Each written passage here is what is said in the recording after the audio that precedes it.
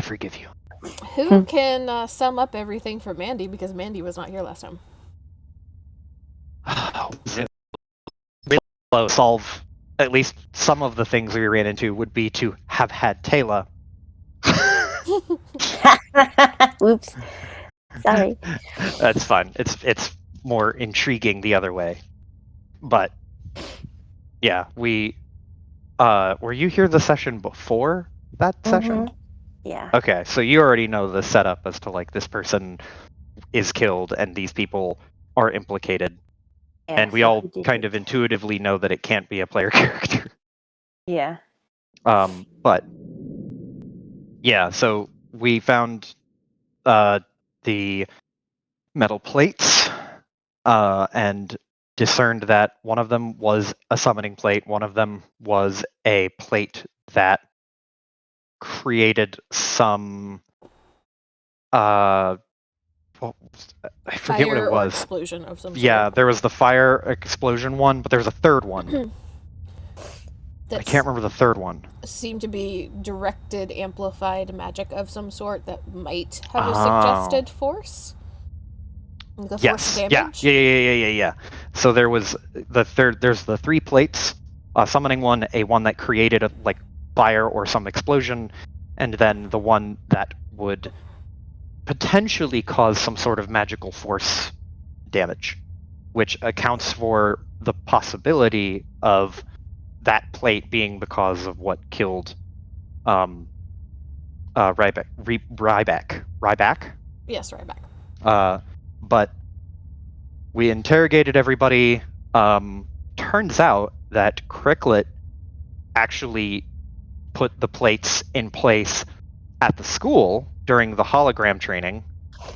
And he was like, yeah, the dude told me that he would give me money, and I thought it would be fine. And it wasn't fine. And we're like, okay, well, now we have to report you because that's a big deal, my guy. And he's like, oh, this sucks, but fair. He also told us that it was, I forget the name of the actual person. Vocath. Vocath. Vocath, who is a Mercan. Mm-hmm. Yeah. We also know that further proven by the existence of the plates. As the plates are a special type of, they are covered in Mercan runes, and they are a special type of Mercan magic that allows anybody to trigger one of these plates. It doesn't just have to be a spellcaster like spell scrolls. Yeah. Bazam. But we know that it's Mercan equipment. We also know that Micken, more than likely, I'm willing to say out of character, he definitely didn't, but in character we don't have definitive proof that he did not until you use Zone of Truth. But Micken did not kill Ryback purely because he is like the force damage was the only thing that could only be attributed to him until we figured out the plate. And he also knew about the Mercan stuff, but he's like a bookworm, so that's like kind of hand wavy, but whatever. We we sendinged to I can't remember their name. Tarto but and Saratha. Tarto, thank you. God, we sending to Tarto. Told Tarto like, hey, so shit's bad, and he's like, okay, well, luckily we're following you, like, not that far, so we can pop over and figure out what's going on. And we're like, yeah, somebody died. And he's like, Jesus Christ. So he came over. We explained, or she came over and we explained everything we knew that Cricklet had been involved in, that they had done, they had put the plate up during the training simulation and did so for money, not knowing that it would cause as much harm and damage as it did, thinking it would be like something small, right? they were not informed what it would actually do. Micken was approached by the Mercan guy, but refused the offer. At least that's what Micken says. And that's what I personally believe. But we have no way to guaranteed verify that. But Micken had a panic attack because we questioned him, and it didn't go well. But he's okay now. Button played defense, and Trixie also played defense. There was kind of a social schism with a rift. Like there's like an in-character argument that started to form between most of the crew and then Angela and Nevelier. But after we figured out the plate could have accounted for Micken, Nevelier kind of jumped on the other side and was like, okay, I don't think Micken could do it because Micken is a huge weenie. But this is good for him in his favor. Then there's some other little details I might be forgetting. Oh yeah, we couldn't get the wand. But we did not take the wand from Micken, and later found out that it was like a gift. Or wait, did we find that out, or was that above Yes. table information? You found that We out. found out. Yeah. Okay, yeah, it was a gift from his wife. But yeah, the Mercan, his fiance, right? He when he goes to do the husband thing with his wife, he wanted to buy a house, which the Mercan was like, hey, I know you want that fatty house, my dude, so I can give you some fat stacks of money. But like Micken was like, I don't want to do that. I just want to keep my nose clean and read books and be in spaceships. And then the Mercan guy was like, fucking nerd. Fucking nerd. Then, yeah, pushed him over and then left. We don't know about that last part, but I'm pretty sure that's what happened. And as the final detail that you should be aware of, Mandy, the plates that were that triggered all the spells, that triggered everything, there was a mechanism that Angela discovered in taking apart the magic hot plate that essentially pointed to it likely being a timer of some sort. Whether it be a timer of like days, whether it be a timer of number of uses of the plate, but there was a actual like timing mechanism to activate the 3 plates. Which that fucked everything up because we immediately went from it's probably got to be one of the people on the ship to anyone who had access to the ship before this could have been involved with setting it up because there's no way to tell how long it sat there. I gotcha. And I believe, at least right now, you all, and correct me if I'm wrong, believe you all got a little bit of information about Vokath. A little bit, yeah, I think. Yeah, some. Somebody once told me. a Mercan that is based out of the Rock of Brawl. Yeah. We have a map too. Who seems to have some sort of issue with Mert in particular. So Mert, the guy that started and runs Spelljammer Academy. And so there seems to be the implication that, for whatever reason, Vokath is targeting Spelljammer Academy in order to get to Mert. Oh. Okay. But that is where we're at. Yeah. So, at the end of the last session, Tarto and Saratha came on board. You explained everything to them. They kind of took control of the situation. They took Ryback's body as well as Cricklet, who was put on the brig of the Flighty Foundling, which was the ship that they were following you all in. And the ship is currently being, once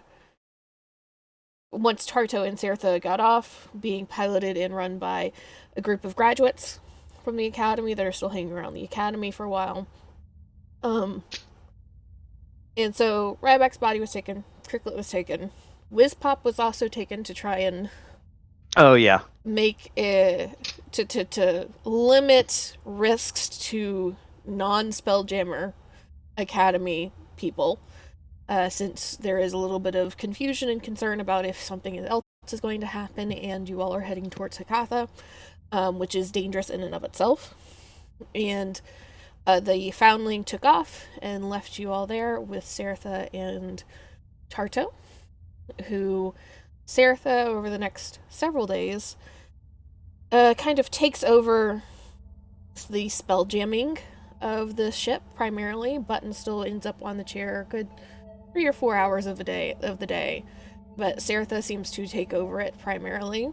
Micken and Fred were kept on the ship because though there was suspicion about Micken, there was nothing concrete that could be proven, and there is to some extent, a need for a certain amount of crew to be on these ships, and so since nothing could be proven, Micken and Fred were both left on the ship with all of you.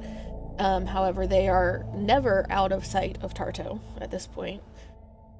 And Tarto is not letting any of you guys relax either. Tarto is running a very, very tight ship and wakes you all up very promptly in the morning and then keeps you all busy through the entire day. Yeah, this blows. Whether it be with actual tasks and duties or with just training for various things. But Tarto seems to be coming at this with the philosophy of no more trouble can be had if nobody has time to cause trouble. Is there any RP or interactions that any of you guys want to get out of the way before we jump into the next section, seriously? Yeah, Nevalier at some point would have approached Angela during like a kind of quiet period so that there's not any active shit that they have to do. But he would have approached Angela and asked, like, hi, do you mind if we have a brief conversation? Certainly. Take a seat. He would goes in and sits down, and there's like the kind of fluff and lay of his wings. It's like having a cloak that kind of manages itself. But he sits down and he says, like puts his elbows on his knees and steeples his fingers and just goes, so I want to first of all extend a bit of an olive branch. It felt as though there was a lot more inter-crew conflict than is easy for me to ignore or write off. But I think that your caution during the investigation with Micken was warranted and was a reasonable and good call to make. And I don't know if that was ever clearly stated for the record. But I think you did the right thing in that instance. But if I am to be the first mate for this vessel, I would want to speak freely and contribute some other thoughts of mine. It's worth noting that despite being at least appropriately cautionary, in my opinion, the interrogation methods on both of our parts were a little intense for Micken.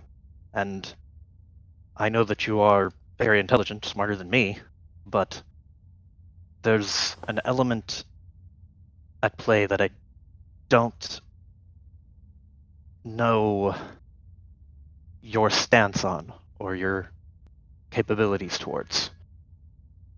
And that with a crew and being a captain is the emotional responsibility that you have to maintain trust in the crew.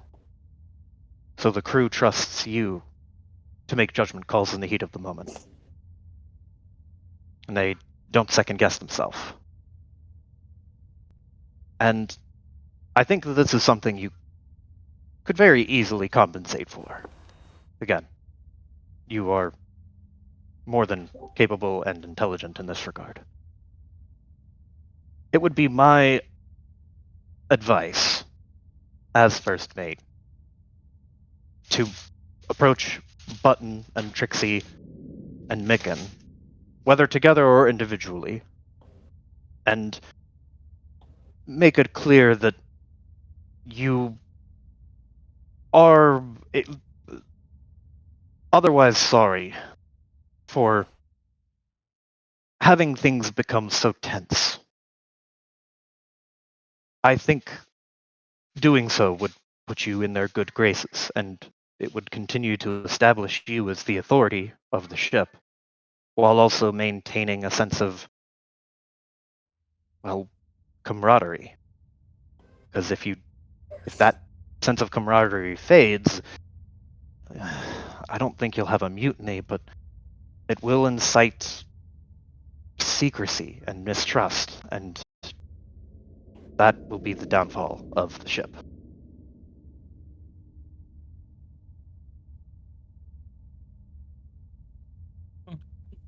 Very well.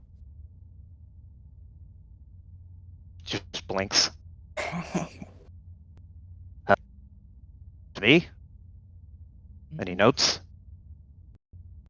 I don't really believe I erred in my calls during that time at all. But if a couple words will placate the group, it's just a small sacrifice to make.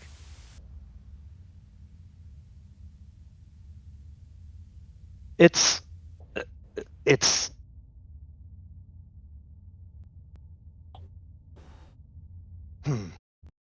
very well. And he will stand up and leave.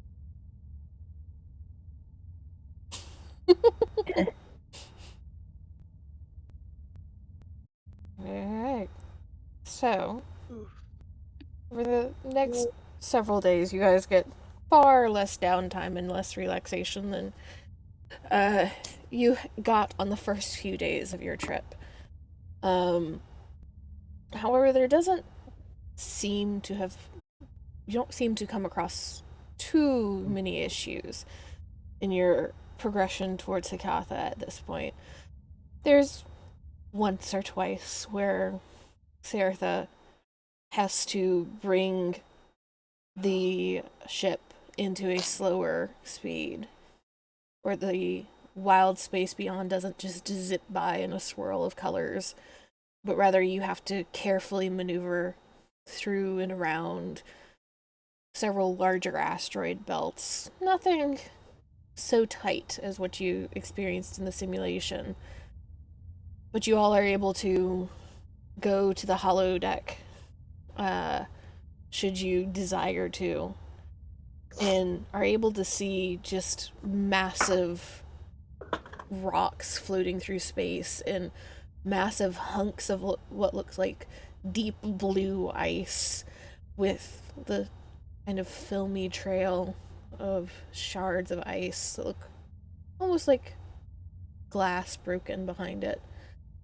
as you progress further and further out in your sphere. And eventually, you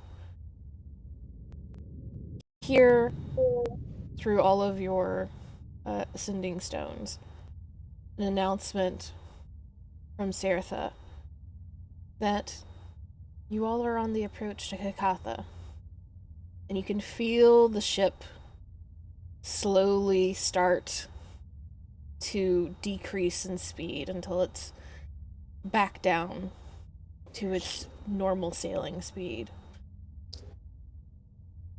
And most all of you at this point would be in the cargo deck, And Tarto just kind of tilts her head and looks around, and this waves you all up to the holodeck so that you all can look out the large windows of the Tyrant ship to see the planet that you are heading towards. And in the distance, first so far out that it looks like a small dot, but increasingly going larger and larger and more detailed, you see what at first almost looks like a top, just hanging in the vast, multicolored space of realm space. But then, as you get closer and closer and closer, you see the distinct separation of the mountain they call the Spindle at the very center, and the thin disk of water flowing around it, that once you're close enough you can see the faint mist and rainbows of where it evaporates into space proper. Behind it you can see both of Hakatha's moons. One, a massive white dead thing hanging there. The other, strange cylinder, seeming to spin and rotate, almost at random. And Tarto stands behind all of you as she watches this planet approach closer and closer and closer, and looks around. Now, who actually did their homework and can tell me anything about Hakatha or the Beholders? Any of you that would like to roll a history or a nature can roll a history or a nature. Keen mind, question mark? Remind me what Keen Mind does. I recall a lot of shit. Do you Within think the past that Angela month. would have actually read anything about Beholders or Hakatha on her own? If she was giving a mission to go to there, You yeah, did not absolutely. know that you were going on this mission until you were put on the ship. Okay, that's fair. I'll roll history then. Would Taylor know anything? If you think Taylor would have read up on anything Holy or shit! experienced it, you can Sorry. roll to see. Button. Button. Wait, hold on. There's. Sorry, didn't mean to interrupt you, Z. Oh, you're fine. Are you wanting to roll, Mandy? It's okay. Go ahead with them. Okay. So, above table, Amy, what do you know about Beholders or this planet? What I know about Beholders is mostly what I know about Xanathar from Waterdeep. I know they're paranoid, they smart, they got eyes that shoot shit, and this is a weird planet that has water floating outwardly and horizontally, and that's all I know. However, it would appear that Button read about this at some point. Yep. Just trying to see how much I need to give y'all. Yeah. So, Button, you have read about this planet in particular in your map-making fervor. And you are aware that Hakatha is the quote-unquote home world for the Beholders in this system. However, they are not native to this planet. There is tell of a species and a society that lived long before the Beholders came here. But when the Beholders did come, they took over this world with efficiency, to say the least. And then it almost immediately fell into civil war between various clans and lineages of beholders. So much so that it wiped out nearly all life that could not fly or swim to get away from their damage. And since that war, there are very few beholders that still remain on this planet. And they live in peace, ? There are struggles that happen between them, but it does not turn into all-out war, usually, as they all distrust each other equally. This is a planet of beholder and beholder kin, primarily. However, there is a subspecies of orc called the Orogs, who are orc-ogre hybrids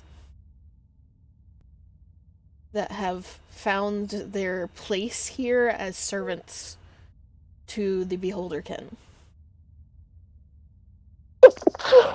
And you know that the beholders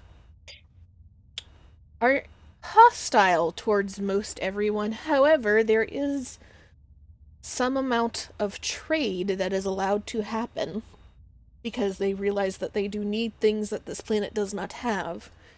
So, on a rare occasion, merchants that have something they are interested in or can convince them that they have something that they are interested in can manage to convince the beholders to let them land and do business. But only land and do business and do nothing else. They must leave immediately after the transaction is complete. But they are hostile to all others that come into their space.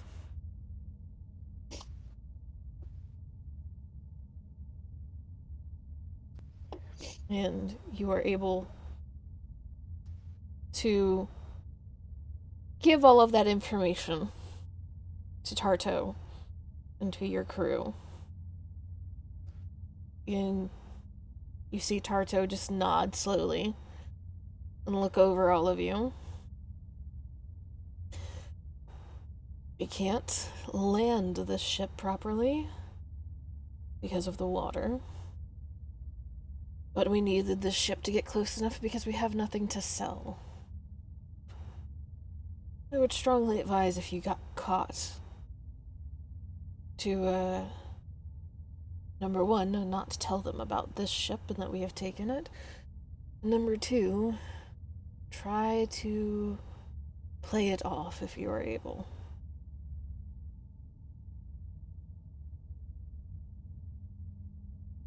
And as Saratha guides the tyrant ship closer and closer and closer down into the atmosphere of the planet, you can all feel the moment the air bubble around the tyrant ship hits the atmosphere, as almost instantly the air that has just started to feel like it was becoming stale. Like a room that nobody has walked into in a very long time. Freshens. And you're suddenly all breathing fresh, clean air for the first time in a month.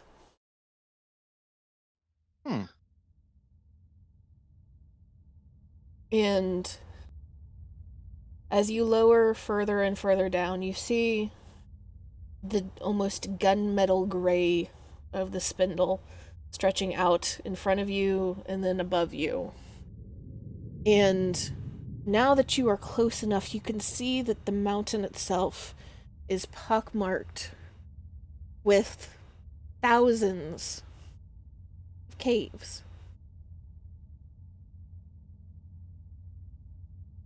And you don't see any beholderkin. You see a couple of strange-looking birds fly by. You can see little patches of, looks like almost moss clinging to the sides of sheer cliffs and drop-offs. But that's all the signs of life that you see. And Tarto slowly leads all of you back down to the cargo bay. And you all have helped to set up essentially a very, very, very long rope ladder over the past couple of weeks. Or not weeks, days. And Tarto directs all of you to start setting up the rope ladder to go out of the cargo bay into the ground below.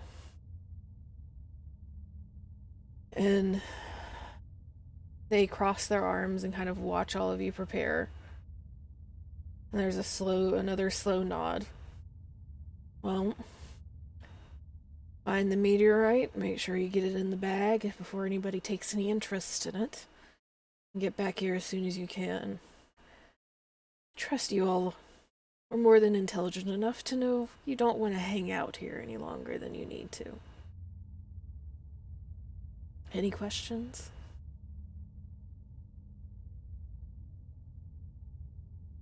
I don't have any. I'm sure there would be, but I can't think of any. Yeah, same. And Tardo. Do you know? I'm sorry. What, Amy? Do we know like where it landed at all? You assume that Seretha is trying to get you guys as close as possible. Because they tracked the trajectory of the meteorites to this planet, but know that it crashed on Hekatha. So you assume they're trying to get you as close as possible, but you don't have necessarily a direct spot either. Oh man, okay. And Tardo just looks y'all over one more time and just motions for the rope ladder for you all to get going. You know, say less. Button goes. Yeah. You all, Time Oh, for boy. adventure.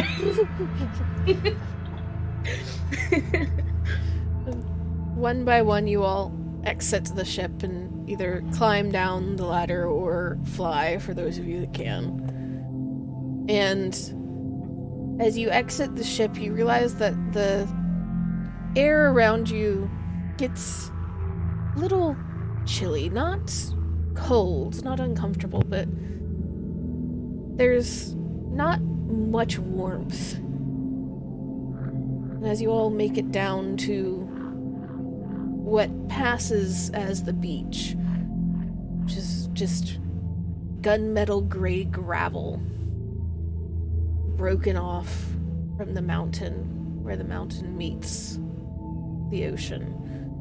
You all look around and you see that the sun, which is usually big and bright and warm on Toril, is so far away that it almost looks like a speck.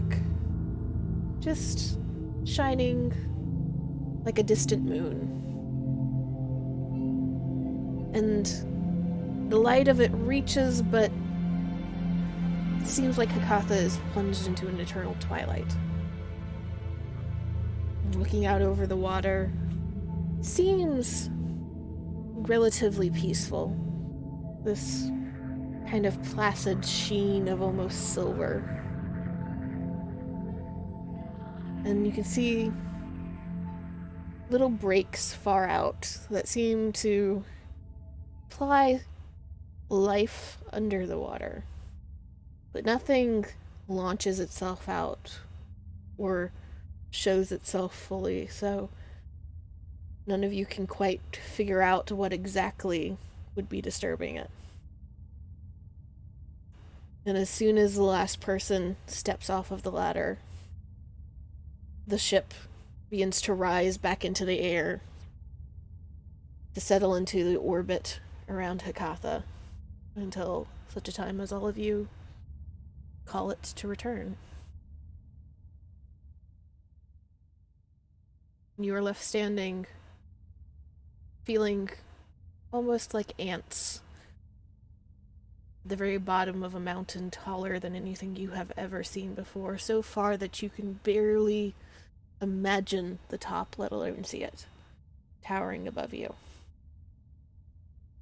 And dark caves littering the sides, staring out at all of you.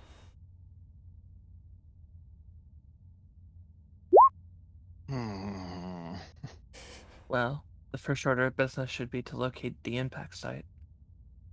Meteors don't just crash with the force of a feather, after all. Let's take a look around.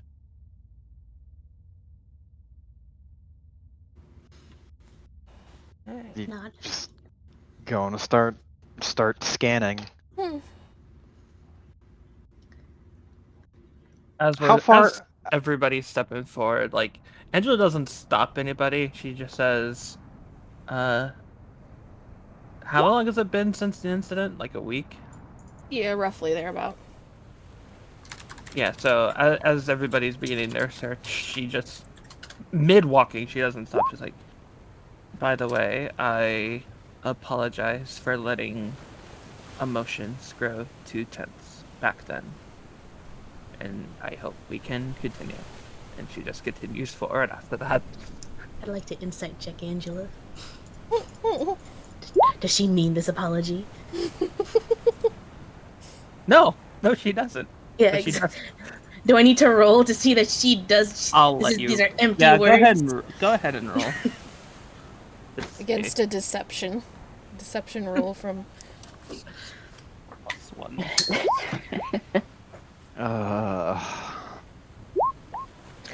Are you kidding me? You can't tell. Can't tell. Are you fucking kidding me? You have a -1? No, I have a +1, so it's 21. Okay. Pain. Okay. Do you have inspiration? No, I used it, I think, already. Rest in peace. Okay. Button just blink. Nod. Button is on a separate mission.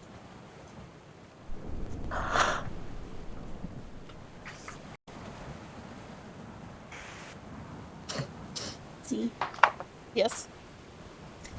I missed a bit because of audio of you said sea life in the water? Yeah, so you see far out, just breaking the kind of silvery surface of the relatively calm water. You can see almost like fins or tentacles or things come up and then go back under very quickly. So you see things breaking it, but no creature comes fully out of the water for you to be able to see what it is. I So see. you know that there's life out there. And you can see, keeping their distance, birds flying. Okay. Well, while searching for meteorite, Button is looking for souvenirs. Any seashells, mollusks, any cool rock. You do not see any seashells or mollusks. You do see a huge variety of that gunmetal-y gray rock that is almost shiny at points, like onyx, but not black. Is what you're walking on. So if you want to pick up a nice big shiny rock, you don't have too many issues finding a nice big shiny rock. Button will find a nice big shiny rock.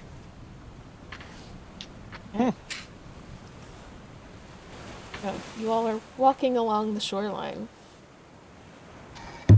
Anybody doing anything specific? How far outside, like, how high can Nevalier go up before it starts to get, like, bad, before it becomes a bad idea that he might be seen, basically? Well, I mean, that be just being something- on the shoreline is a bad idea. You might be seen. So, as high as you want. The entire mountain is a beholder stronghold. Yeah. I guess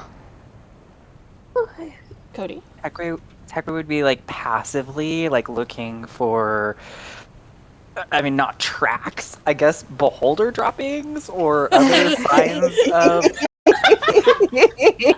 beholderness. You're going to be We're not looking for beholder shit. We're looking for... Bends down and like licks the ground. A beholder shat here. 2 years, 7 days, and 4 hours ago. Roll me a nature, Cody.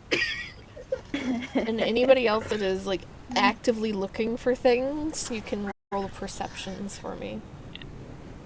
Angela looks to Nevalier. Are we going to take this guy's then? Nevalier shakes his head and says, I don't think that would be a good idea. If being on the shore where we are is risky enough, I'd be willing to bet that any of those beholders up there with all 9 eyes might be able to spot one of us. Perception.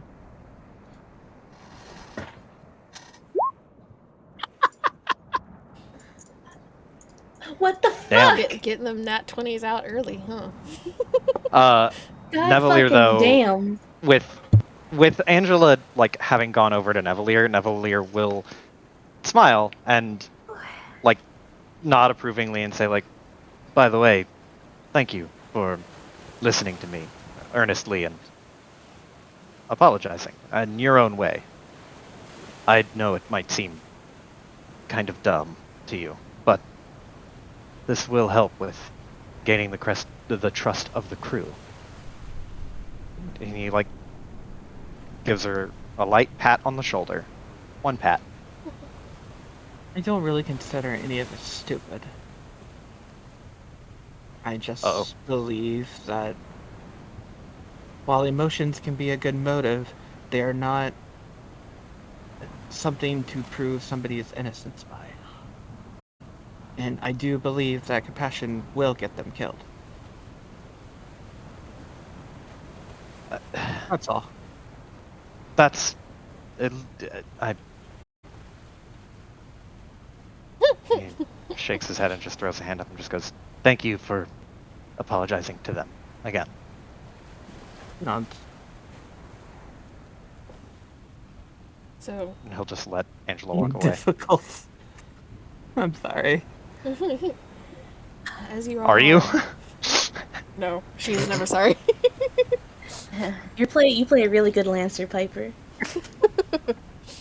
So as you all are moving along the shoreline, Techway, you're kind of keeping an eye out, trying to see if you can spot anything that suggests creature. Anything that might suggest that the shore has been visited recently. And it doesn't take long for you to see very subtle footsteps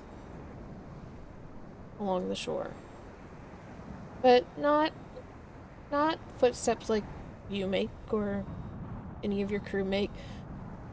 These are footsteps where the foot itself is nearly a foot across, 2.5 feet long, sinking deep into the gravel, deep enough that it has remained despite wind and water slowly pulling at the shore.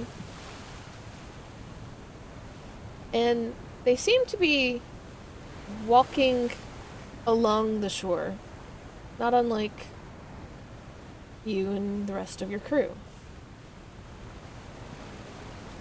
Button. Techway's gonna immediately telepathically be like, hey yo, Trixie, look at this. Oh, what you got? Big footprint. And Wow, Techway can that point really it to her, point it out to you, and you see. Likewise, once it has been outlined for you, a trail of footprints. I'm guessing there are more than beholders on this planet. Yes. But we'll again relay the org. Orog. I almost said orgers. The Orger. I The mean, Borgers. accurate is Like accurate. joggers, but angrier. Button will relay the information again.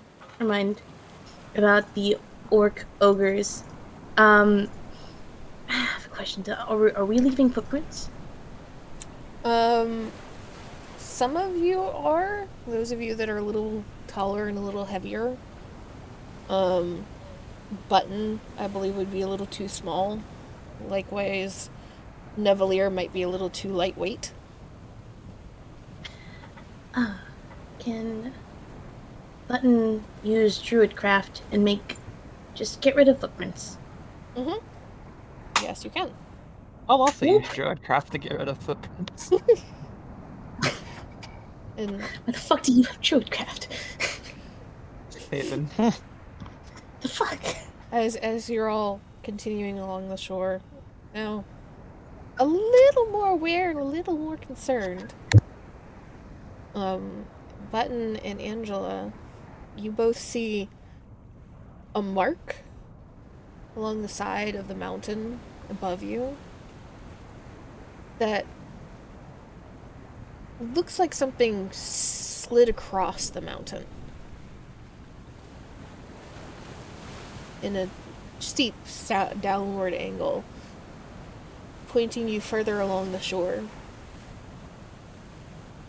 I think something might have either been marred by an outside force or crashed. You're not quite Like sure a which. meteor?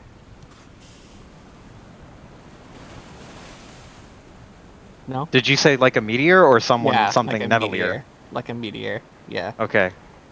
Well, if you let me finish my sentence before you talked, you would have heard you're not quite sure which. You were silent for like 3 seconds!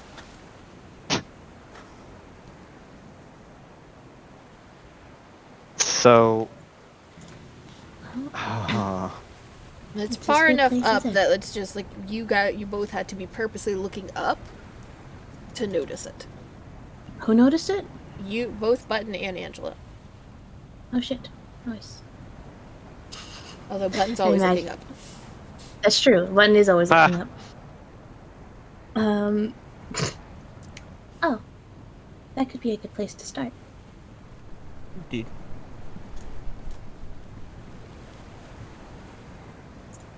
How far away is it from our position right It- now? Looks like it's probably a good 4 or 5 stories up. Okay. Evelyn, I don't know how many feet that is. I think it's stories, not feet. That's fine. That's basically anywhere from like 10 to 15 feet, I think. No, 10 to 15 feet No. is like a single level. Yeah. Isn't our story one level? I said Which is 4 to usually 5 about- stories up. Oh, yeah, that's what I mean. Is a story is 10 to 15 Okay. feet. So yeah, each level is 10 to 15 feet. I process that as like it's 10 to 15 feet up at 4 or 5 stories. I'm like, no. I don't know No, how small you that- think those people are- are. Those are short stories. But Yo, I love short stories. Light See? novels, if you would. but how far away laterally is it? Like, how long will it take us to get there if we were You're- to beeline for it? More or less directly under the mark at this point. Or Okay. almost directly under it. Cool. Don't suppose anyone has a way to give us cover if we wanted to fly up there and investigate it? Looking at the rest of the crew. Let me see. Well, no, there are a couple of options. One option is to make you better at what you're able to do. However, you would have to be good at being sneaky in the first place. So that is not always ideal. Another option would be to... how do I describe this? Turn you into air. Or a gas of sorts. Temporarily. I doubt it would hurt. I don't know how that would impact my ability to investigate. Turns to Angela and says, "What do you think?" If she can make us better at what we do, that might be a better option. Above table, Button has enhanced ability and gaseous form. Yeah, that's I understood, and now figured, Nevalier's yeah. like, Okay. I don't know how the fuck I'm gonna look at something if I'm a fart cloud. Yeah, it's just options. And did you have anything to volunteer, Mandy? Because I thought I heard you for a second. Mindy. Nope. I said no. Okay.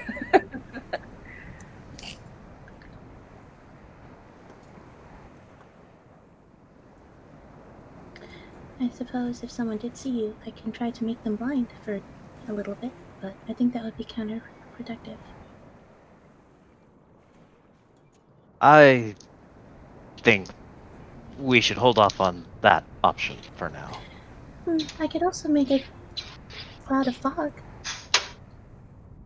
That might work. Depends on how thick the fog is. I don't know if it would impede our ability to see, but Might we're also right up make next to it. More difficult though. Or it might be us more likely to get spotted because freak like a big fog cloud. I don't What think color is the mountainside? It's gunmetal gray. Okay. Well, Nevalier looks at his wing and like shrugs and just goes, if nothing else, we should at least have someone who matches the environment a little bit better go up there. So his wings like fluff out a little bit and he just goes, I think that rules me out. Be a lot easier to spot me against that side of the cliff.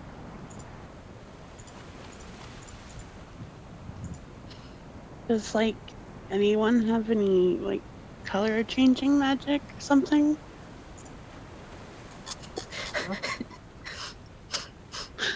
Button looks up. Presentation. I can change my, and I have minor illusion technically. I'm sorry. Button just hears that from Nevalier and just looks. Nevalier looks at themselves, looks back up. I am not taking off my jacket. Nevalier looks down to Button, and just like nods and just goes, very well.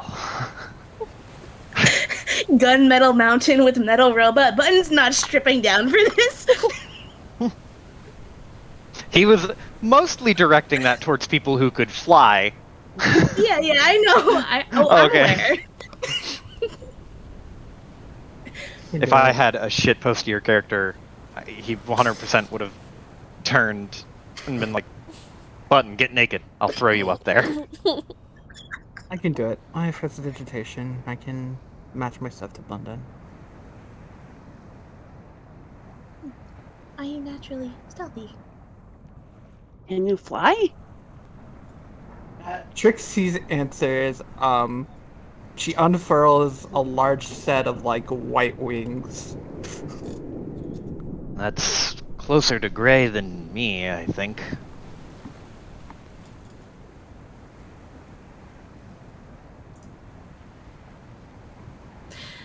Button looks up at Tekwe and at Taylor. I feel like we're at a disadvantage. Is what? Gestures to 3 winged people.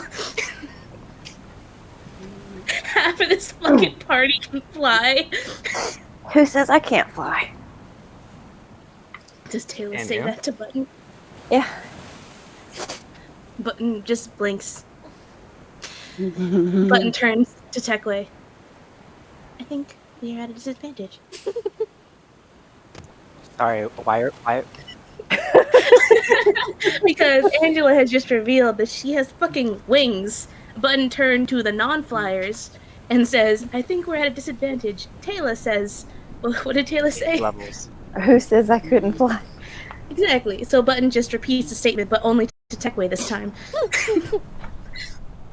Techway just nods. I don't want to fly.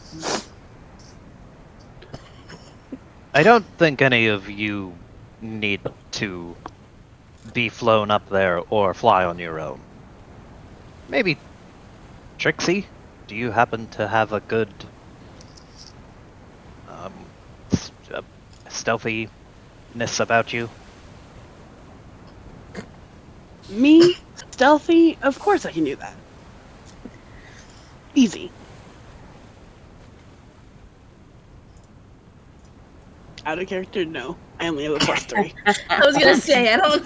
That's better than me. Say, No. I have a Hold +3. on. I will say I did choose stealth as my optional passive option. She did. Why? Don't you have heavy armor? That's why I took it, so I could take the passive. What's the But- passive? Passive is 14. Okay. Okay. What are we doing? I'm trying to figure out Who's who's doing Whoever's what? doing something has guidance is all I can do. I'm here to help. Heard the kid trying to come through. I know. My brain is like so foggy. I'm like, I don't even know where am I? What am I doing? Wrong Whoever Monday needs game. healing, yeah, Wrong Monday. somebody Other cleric. raise your hand when you need to be healed. Yeah. I mean, plan is Button is going to enhance ability. Whoever the fuck's gonna try shit. Like, It's just a matter I've of heard who's the getting plan. Well, somebody needs to make a decision on who's doing the plan. Who's I the will most go up stealthy? there. I will sneak up there. Okay. Guidance as well. I have flight, I have stealth ability. Okie doke. Button goes to Angela. Pat, pat, pat on knee. I believe in you. It Okay. was So just you like, are what may enhance the ability stars are you guide giving? you. Catch Grace. For stealthies. Which I'm not gonna stop the plan. It's too late. It's happening. Oh, But it actually doesn't do anything because that Angela's at disadvantage and using a passive to avoid that. Oh, you're right. It doesn't fucking matter. I only just realized that. Oh, right. She's not rolling. She's just gonna use. Fuck me. Actually, I mean- it does have a statistical thing. If you have advantage on a passive thing, typically you add +5 to that. Well, if you Is have that- disadvantage, wouldn't that be -5? I mean, it cancels out, but yes.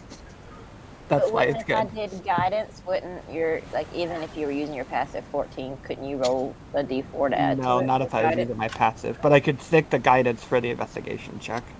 Mm. And Well, Cat's that's Grace bad. also keeps her from taking damage if she falls. Yes, which is very. Well, you have wings, so I would hope that I could those get keep you from shot taking down. damage. Yeah. I could get shot down.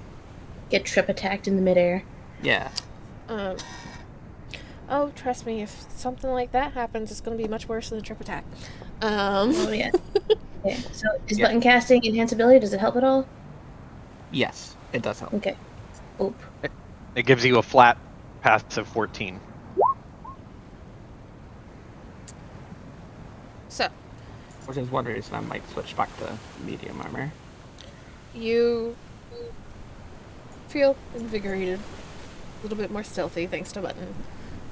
And Taylor pats you on the shoulder as well and gives you guidance before you take off into the air and slowly rise up the mountainside towards where this marred section is. And as you fly, are you trying to be slow and careful, or are you trying to just get there as fast as possible? Oh, and careful. Okay. So as you fly, you're trying to stay out of direct line of sight of any of the caves, kind of twisting and turning and flying around them as you can. And you can see that as you pass by, most all of them seem to be empty. Many of them remind you of the inside of the Tyrant ship, where just past the kind of natural cave exterior, the inside, as far as you can see, is glassy and smooth, burned away by magic, rather than naturally occurring caves. There are a handful lower to the ground, though, that seem to be almost completely natural. But the further up you go, the fewer of them there are. And you eventually make it up the side of the cliff, close enough to the marking that you can already see that it looks like metal against stone scraping. If you want to learn more, you can try an investigation. Sure.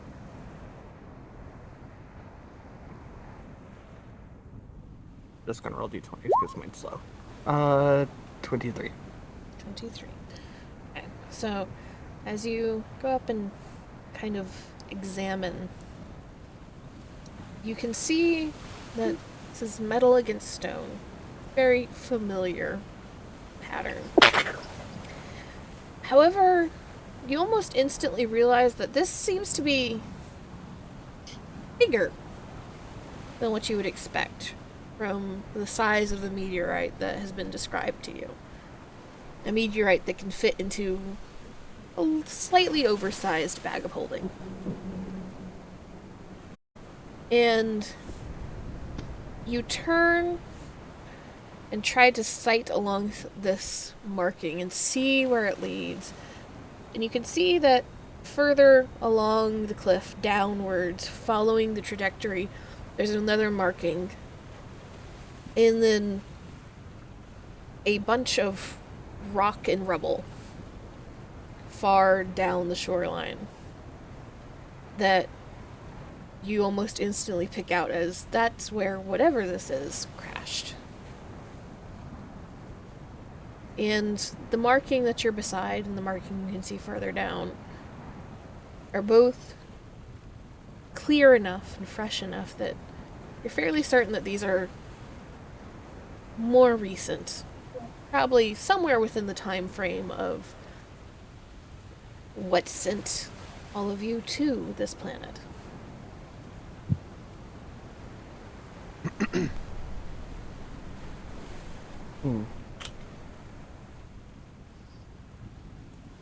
I found traces of it.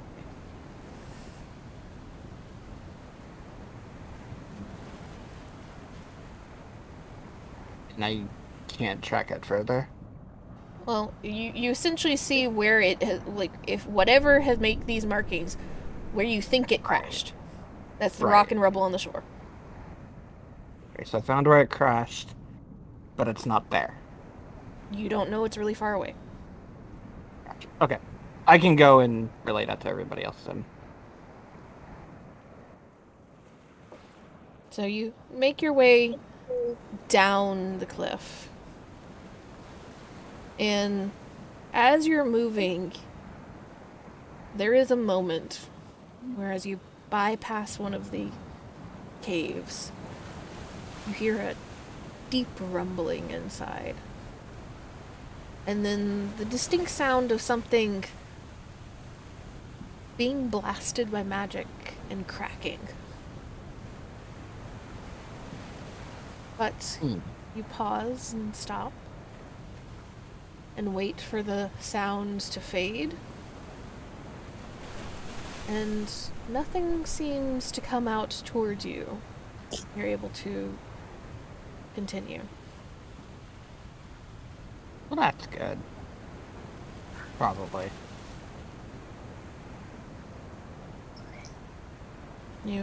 It takes a little bit more time, and you all can see Angela pausing and clinging very close to the cliff, halfway down. And then her not moving for 1 minute, 2 minutes, and then slowly starting their way down again. But Angela makes it all the way back down to the shore. About any other issues, seemingly.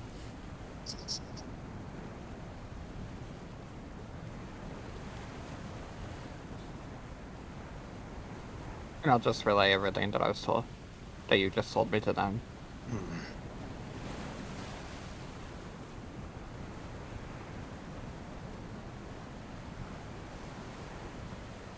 Okay, so Neville like pinches the. I was gonna say the bridge of his nose, but it's more like beak.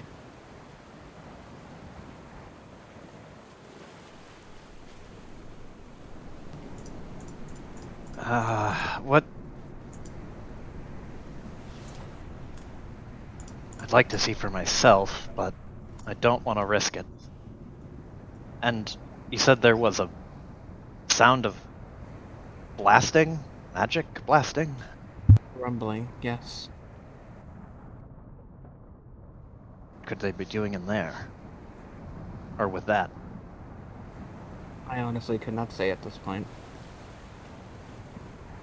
Do we know if there's some mineable resource they might want? If it's rumbling, it might be the sound of mining. But I'm not sure if there's anything to mine for.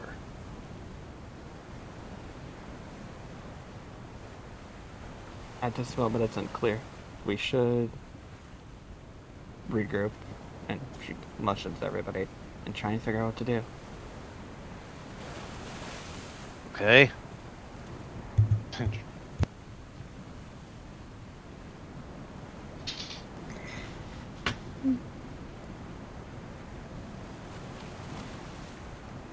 Where exactly is the crash site? I'll point the general direction of it. It would essentially be a further good walk down the beach, still kind of around a bend. Yeah. Yeah, I'll just accurately say the route I took to get there.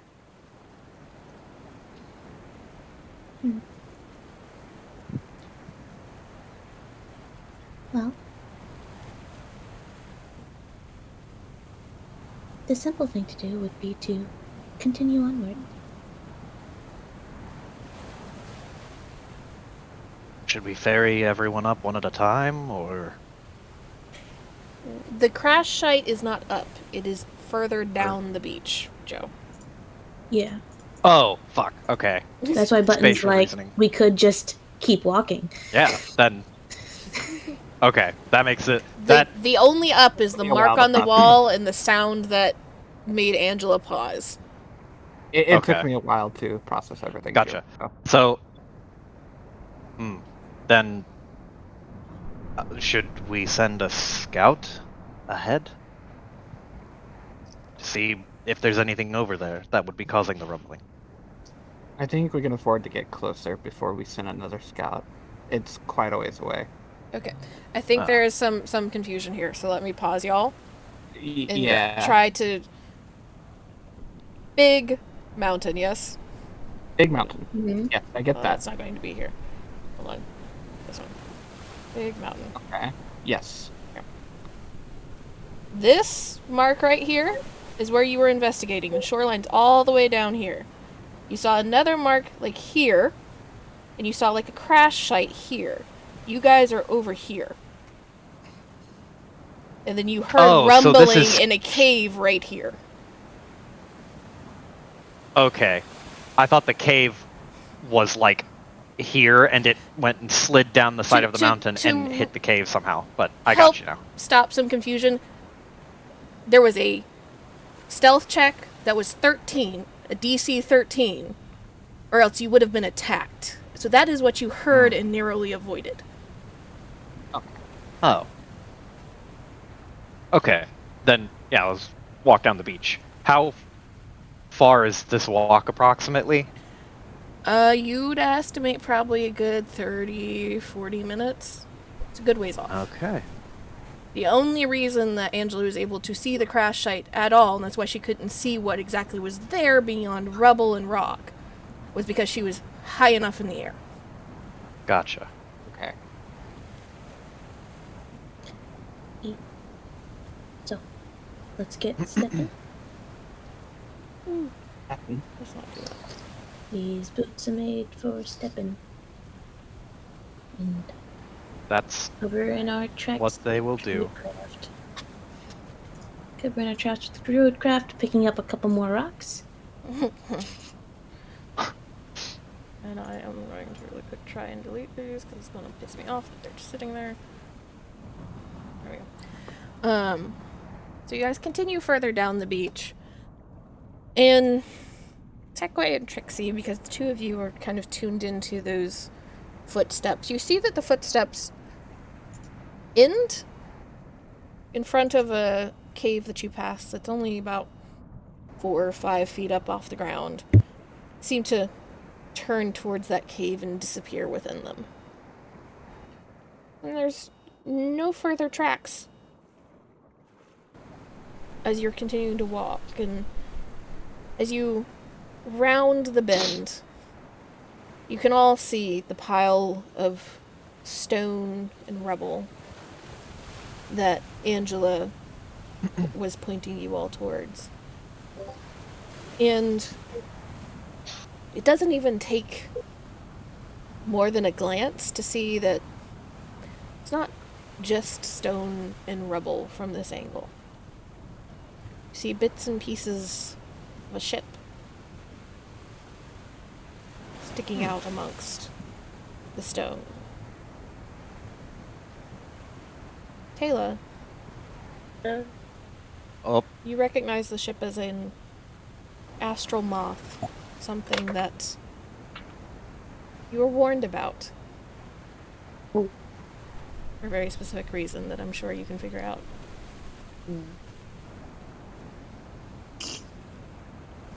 She'll So- whisper to everyone, might want to be on your guard.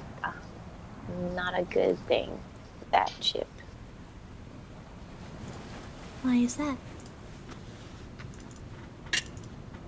There's bad things on ship.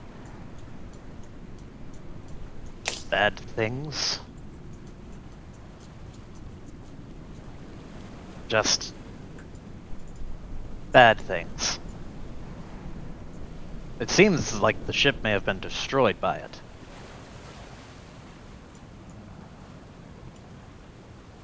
Are you able to be a little more specific about the danger here? Yeah, let me get the information that I have forgotten. Oh, okay. That was just Taylor being cryptic.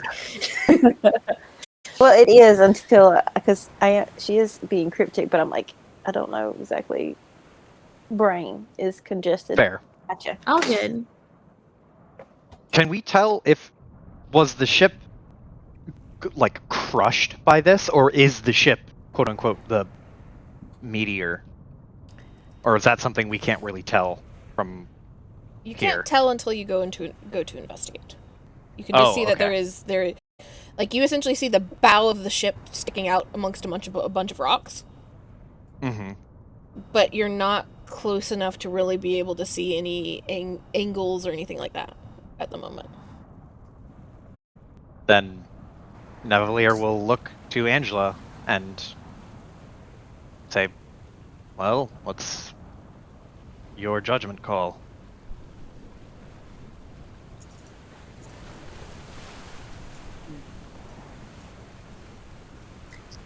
Well, this is an astral moth, and it's...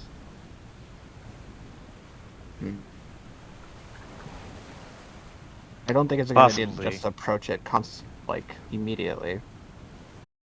Well, we don't know if it was possibly destroyed by the asteroid, or if it is a crashing astral moth and survived the crash, or what. Like, we don't actually have Yeah. visual on it. But Nevalier's like, Cap, what are the orders, Captain? We need more information.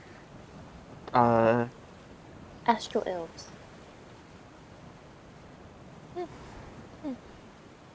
Oh. That bad? not good. Yeah. Those see. of you,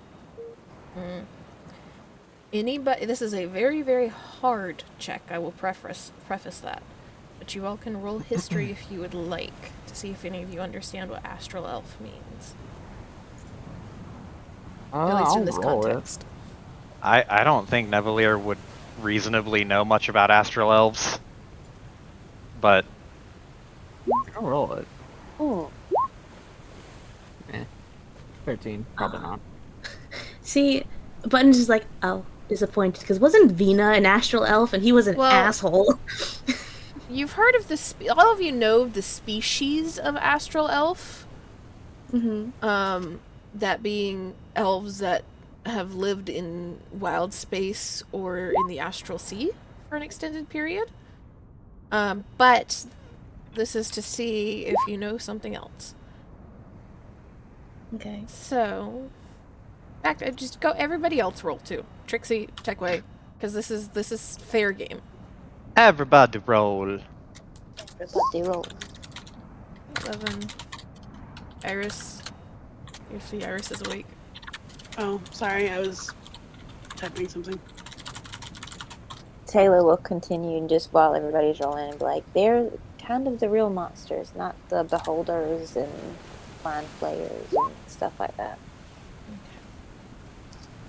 So, Button and Nevalier, with kind of the context and caution that Taylor is very quickly showing in response to seeing this and hearing the astral elves, both of you have heard tales, very loose, almost like sailor stories, of a group, a very powerful group of astral elves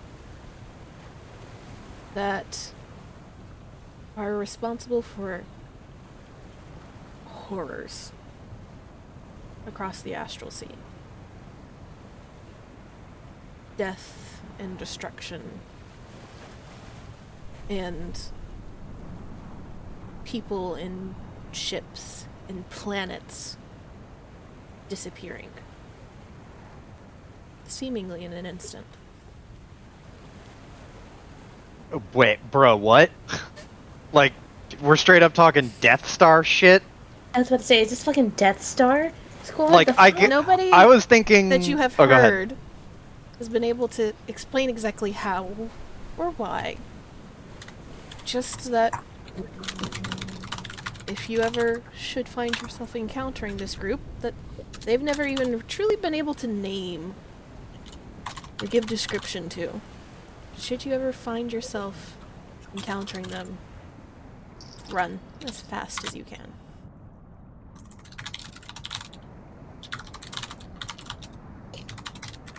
Well, thank God I'm playing a character with decent wisdom. But, so this is an above-table question. The impression I'm getting is similar to the Reavers from Firefly. It's that sort of thing where Kind they're of. humanoid, but they're like rampaging, pillaging, creating absolute hellish chaos. Yeah, so like, I mean, again, you all know what astral elves are as a species. You have met an astral elf. There are a few astral elves at the academy. In fact, Saratha is an astral elf, or at least half astral elf. However, just like with any species, there are clans and groups and subgroups and all of that good stuff. And so you've just heard that there is a group of these astral elves that, kind of like the Reavers, have that story around them that not even everybody fully believes.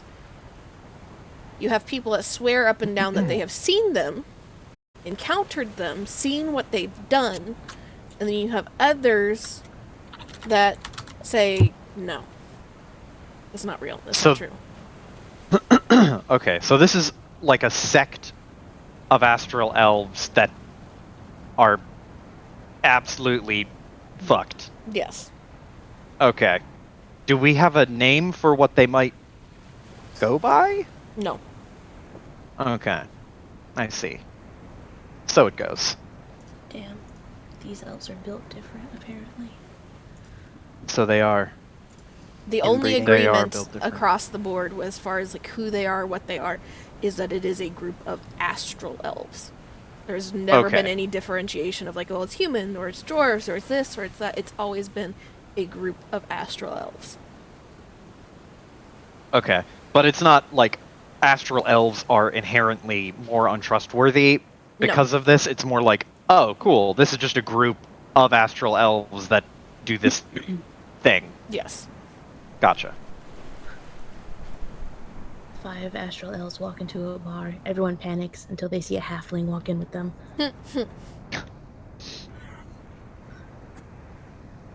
Okay. I feel better. So, possibly dealing with some type of scourge across the astral sea. Or at least they landed here. Or crashed here. Should we keep looking for where the meteor is, or do we believe the meteor is here? Turns to the captain.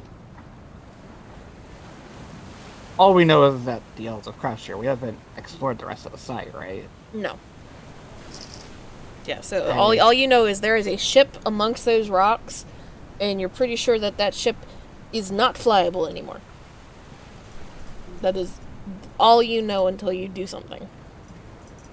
Well, we know it's not flyable anymore. They might have come here looking for the meteorite, but we don't know. We need information. Let's continue searching out the rest of the place. If you encountered a bunch of mean-looking astral elves, you have my permission to engage.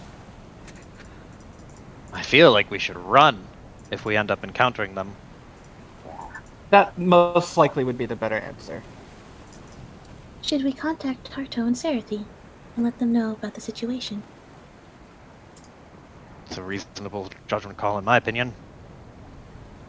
I can inform them.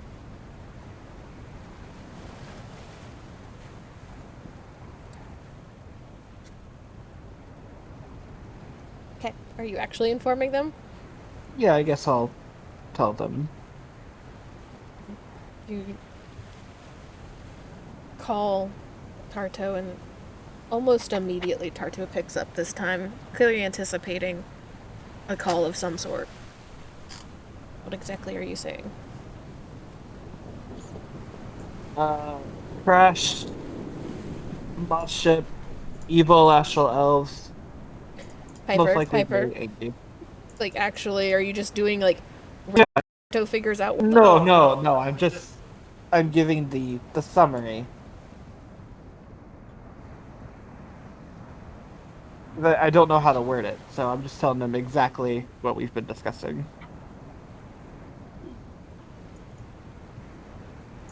Tarto just is silent for a long moment. Okay. Have you met any of these elves? Were they there? Are there bodies? We don't see any bodies. Well, We just thought we would inform you, and we are continuing unless we receive orders to stop. we need that adamantine. Understood. Call us when you find it, and we'll make sure to come as quickly as possible. Maybe give us a warning if you are being chased by crazy space elves. And you just hear a very distinct huff in the background from Saratha, even on the sending stone. Is that like a fucking hell huff, or is that an oh boy? It is a mildly offended because crazy space elves. Oh yeah, fair enough. Yeah, so Angela hangs up. They said it doesn't matter, and to continue. Not concerned, huh? Well, I suppose that's good. It's not that they're concerned, it's that they're valuing animate type more.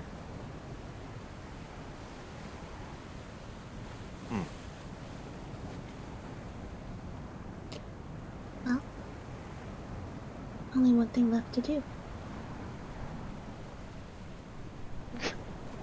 Onward Looks to the and captain. forwards. Let us continue.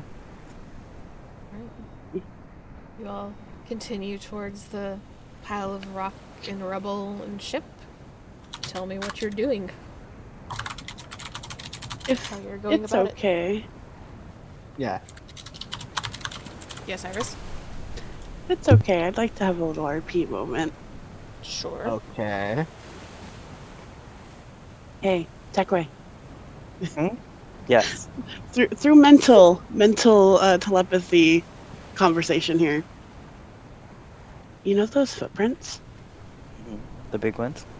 Yeah, they went to that cave. Do you want to go check it out? Oh my god. Sure. I mean, just a little scouting, right? Yeah. We'll be back and they won't even know we're gone. Yeah. Except that Angela's keeping constant tabs on everybody. Do As- what? We'd like to go check out the cave. Angela just kind of looks at them both. It's back around the bend out of sight of everybody else, I will remind you.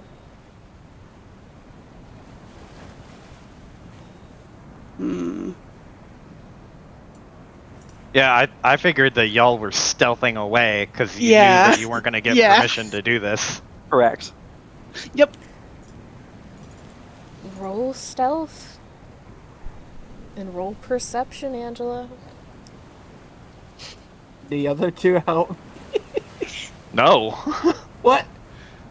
I have no reason to help you because I'm not, like, I don't think that anyone would sneak away. That's fair. Well, Techway crit failed there, so. Oof. Awkward. Techway trips and Uh, falls. Still lower. 13. So 13 bad. total. Okay. How do you imagine that? Goddamn Techway stealth. So as Techway and Trixie start to try to sneak away, Techway kind of absent-mindedly puts a hand against the cliff and, not noticing that there's a big chunk of rock that is not quite stable and instead just falls crashing down to the gravel below. And you just hear this crunch and rolling of this rock as it slowly settles about 2 or 3 feet away. And Angela, you hear this and your head snaps around immediately to see the moths trying to sneak away. You two are aware that we're on a life or death mission, right? As in, we could die the second one of us turns around. Exactly. That's why we're going to make sure we are all safe. Without telling anybody. And making Just a lots quick of noise. check. And making a lot of noise. Well, that wasn't intentional. Never Being is. with the group.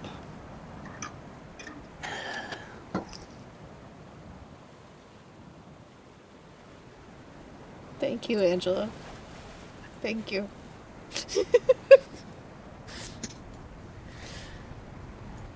I respect, you know what, Iris? I respect it. Thank you, Angela. I wanted to check it out, but Z kept talking. I'm like, I'll just wait. No. Because Z kept talking because Z assumed nobody was going to be that stupid. That is, I imagine that is instant death. We thought we fuck- saw a lamp. Yeah? It's I mean, good not to know- instant death. It's good to know what we're fucking with, you know? No. No, We we know won't what know we're what you're fucking fucking with. You'll know what you're fucking with 2 seconds before you die. I think you have a good idea of what we're fucking with. Button, could you please make sure they don't try to run off again?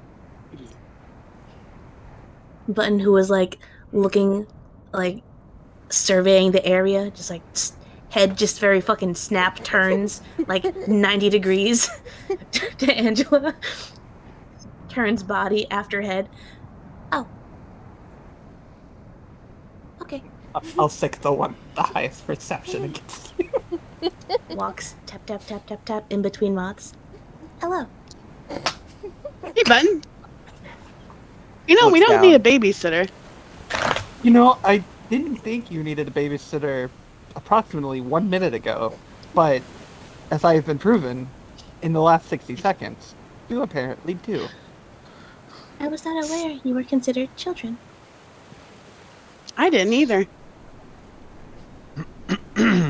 Nevalier clears his throat very loudly.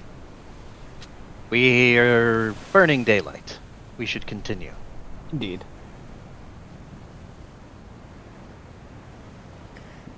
Since you two seem so interested in exploring for us, you two can lead the way forward.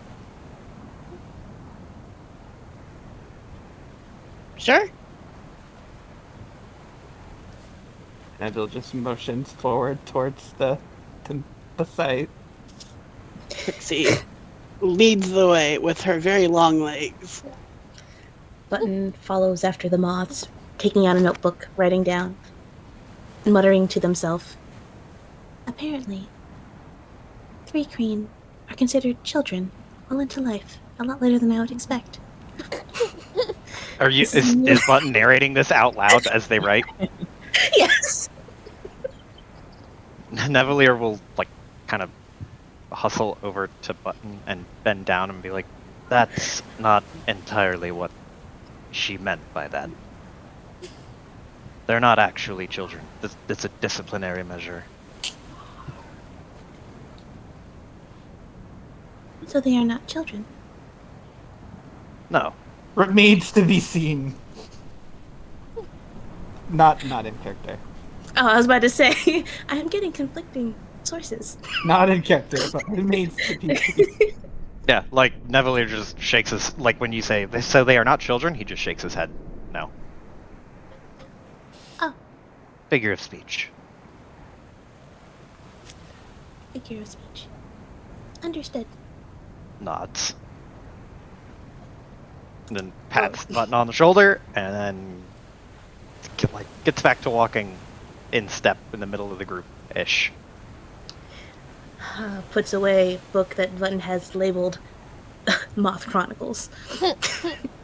Moth Chronicles. The Trials and Tribulations of Moths. Yes! And it's just the front picture is a lamp. Ah, man, scanning now. Button has a journal just for the moths, observing their behavior. Moth log. Stardate. Today. Okay, yes. Button follow behind. Button is taking their babysitting job very seriously.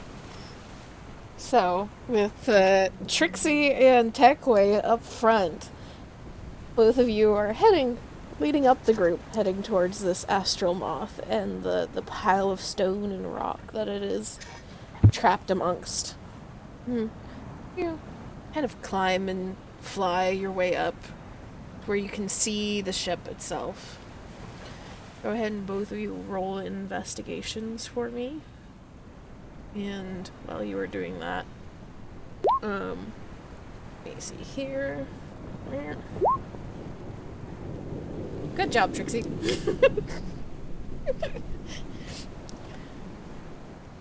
Oh, one day. At least it wasn't a crit fail. One Yeah, day this true. group is gonna That's have a fair. 0. I've rolled a -1 before. It's sad. Yeah. I've never seen a -1 happen, but I have seen zeros happen. I want to see the -1. Trixie, you are just so distracted.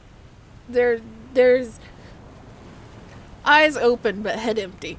That's where you are right now. She's grumbling about the fact that she really wanted to check out that cave. Techway, as you kind of climb up the rock and settle yourself onto like the railing of this ship, look down across it, you can see fairly quickly that this was likely what caused the markings on the mountain. You can see kind of part of it scraped off almost and smushed in just a little bit like it ran across the mountainside. And you realize that by how parts of it are sticking out of the rock, that likely this ship crashed and took some rock with it, meaning that it essentially has been pinned between massive boulders. What fell below it when it crashed and what was shaken loose to fall on top of it once it settled. You don't see any bodies.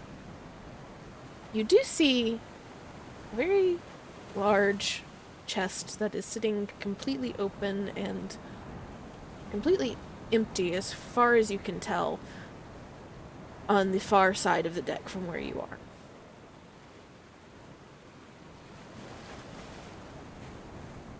Telepathically notifies Trixie of the empty chest. Trixie will walk up to it and look at it. So you get a little bit closer and you can see that this is a custom-made chest of some sort. The inside of it has been hollowed out to hold something and keep it kind of nestled and safe. And as you examine it, you realize that the hole that is inside of this chest sounds very similar to what you expected of the meteorite, the adamantine meteorite. And it doesn't take long between the two moth brain cells being rubbed together that you two apparently share to realize that this is likely what was being tracked via magic. And that something or someone has taken the meteorite out of here. And by this point, all the rest of you are being able to climb up over the side, and you all can roll investigation checks as well, if you would like, or other checks if you're trying to do something else. Yeah, I'll roll investigation.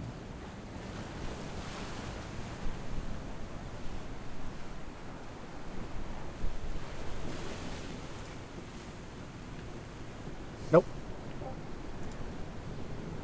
Even with a 9, that's nothing.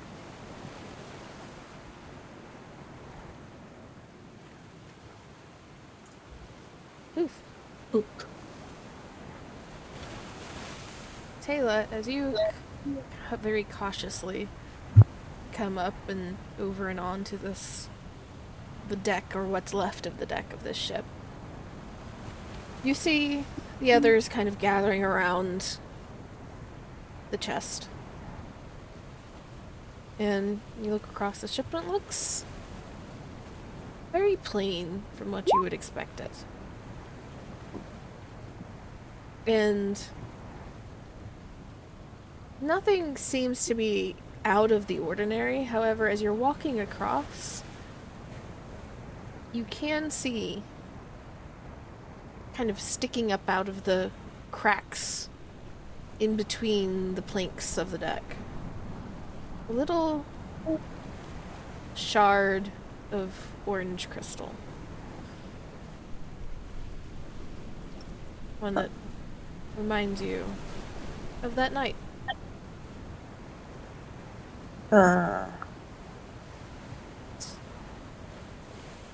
Fairly innocuous looking and just by itself almost like it had been chipped off. Just fallen into the cracks of the ship. What does she have?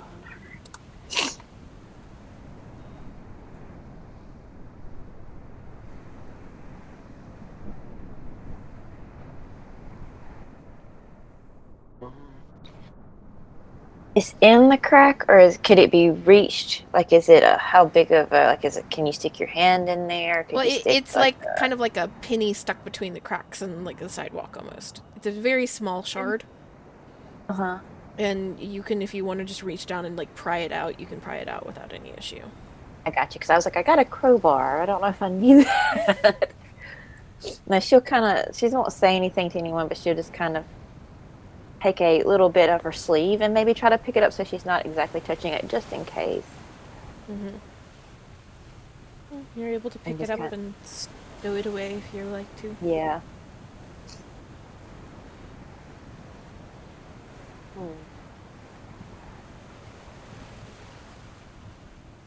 Okay, she will continue her walkabout investigation. Techway, roll me one more investigation check. No. Are you Okay. sure you want to say no? Yeah. Because that's a good roll. I give it to Yeah. somebody else. I'll take it. So, as you're kind of letting Trixie check out this chest, and the others moving about the deck, just kind of examining this ship that is, for all of you, fairly new. None of you have ever been quite on a ship like this before. It's not dissimilar to like a hammerhead, but it's much smaller. You think something more akin to what a dragonfly might be like, but none of you have even stepped foot on one, let alone actually... Well, none of you have even trained on one, let alone stepped foot on one. But you kind of continue moving along the rocks and the railing further down the ship. And you notice that there's disturbed rocks on the far side of the ship from where you approached. And your eyes just kind of follow them down. You realize somebody had climbed up to this, much like you did. And there are very large footprints at the bottom of the cliff, or at the bottom of the rubble pile, in the gravelly beach,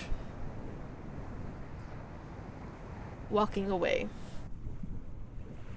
And you think you can see them heading vaguely in the direction of another cave.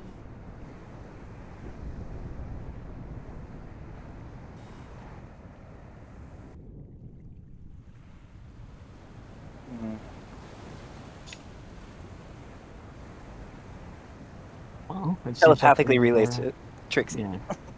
Okay. You probably should tell the others, because they're gonna get all uppity about it. Fine. And then Techway one by one telepathically messages each person.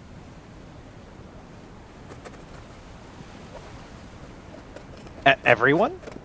Yes. Yes, Okay. everyone. We all just get pinged one by one. Well, it seems like we have our way forward. Oh, so now you want to follow the footprints? The difference is we're doing it as a group, and we didn't sneak off to do it.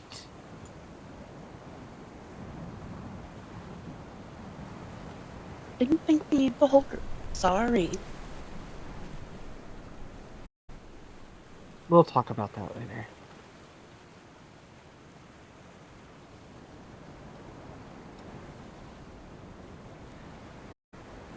For now, let us be on our way.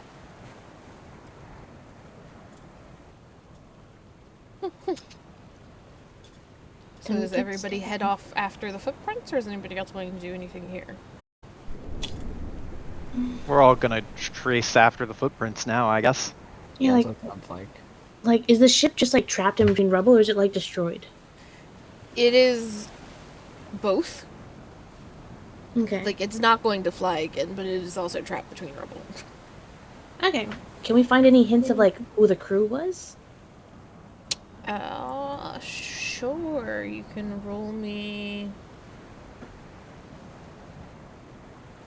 a history or an insight. Insight.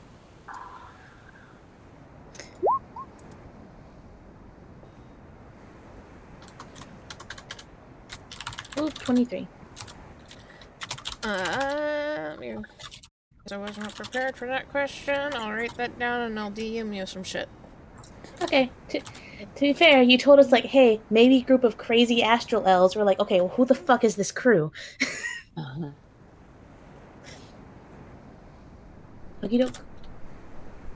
But we'll gather whatever evidence they find and put it in a like little folder. Shove it in bag. Ready to go.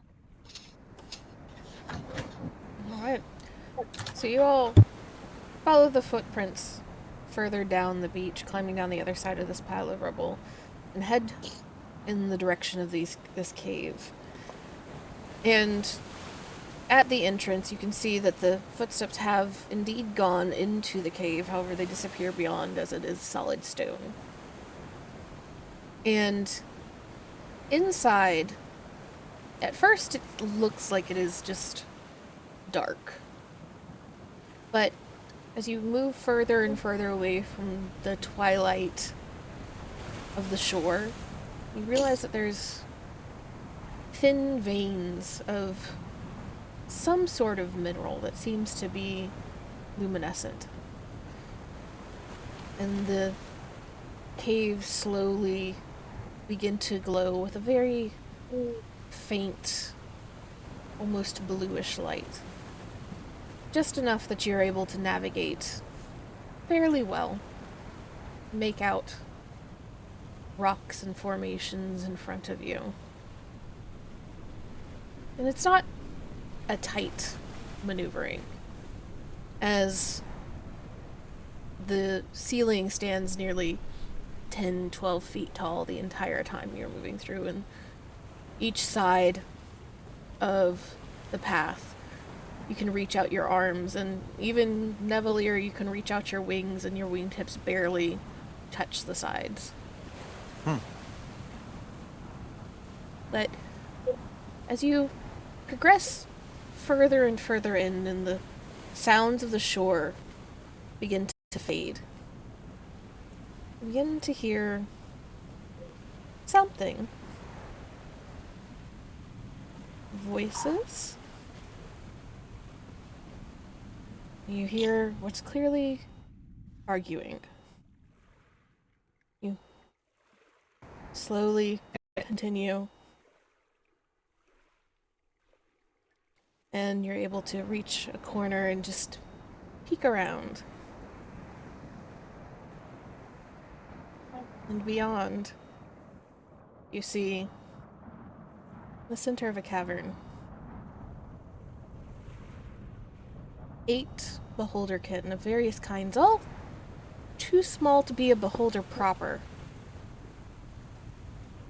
And on the far side of this cavern, a massive Cyclopsian Orog. And in between all of them, a massive metal meteorite, glinting ever so slightly in the faint light of the caverns. We'll take a quick break right here. And all of you, if you'd like to put your characters on the map, will be somewhere in this line. I hate to say it, but it has to be said. This map is crusty. It's actually an extremely high definition map, and it's just not loading into Roll20. That's the issue. That's why I'm like, Roll20 hates me right now, because it's actually a very, very good map. Can you send a picture in Discord? Big sad. Show off the nice map in Discord, Nick. I'm Winchester. Sorry for being person. This is the one time Button would be agreeing with Angela. Yeah, so... And don't apologize. You're literally doing what you should do. Yes, because if they had walked into that cave, it would have been insta-death. Not even gonna lie, there was nothing I could do to keep from killing instantly both Techway and Trixie. That was a death kiss beholder. What? What the fuck is that? What the fuck? Yeah. Insta-death. Okay, so so beholders, how beholders work is that whatever they're afraid of, they dream up something that represents that fear. And I believe the death kiss is a beholder's fear of dying. Mm-hmm. And so it's literally like death personified. Mm-hmm.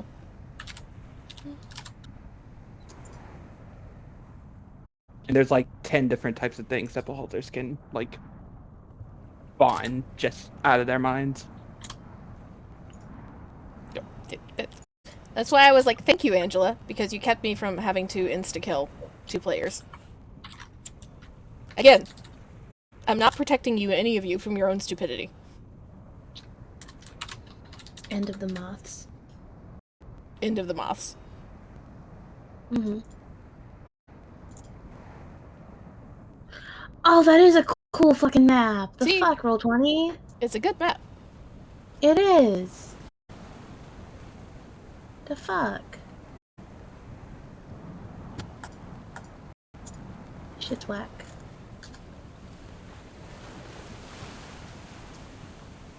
Yeah, this is a number 1 Hekatha, number 2 a Wizards module still, unfortunately. Mm-hmm. So it's already Death Island, and Wizards wants to make sure it is extra Death Island if you stray off the path. And right now I really want to be done with fucking Spelljammer, so I'm not going to do anything that's going to keep you from straying off the path. So like, you insta-kill yourself straying off the path, making this academy last longer than it needs to. Insta-death. Fuck around and find out later.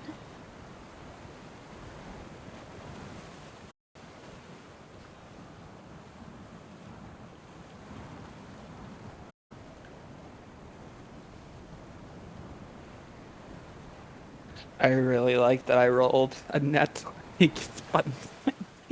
Twice. You rolled 2, like, goddamn.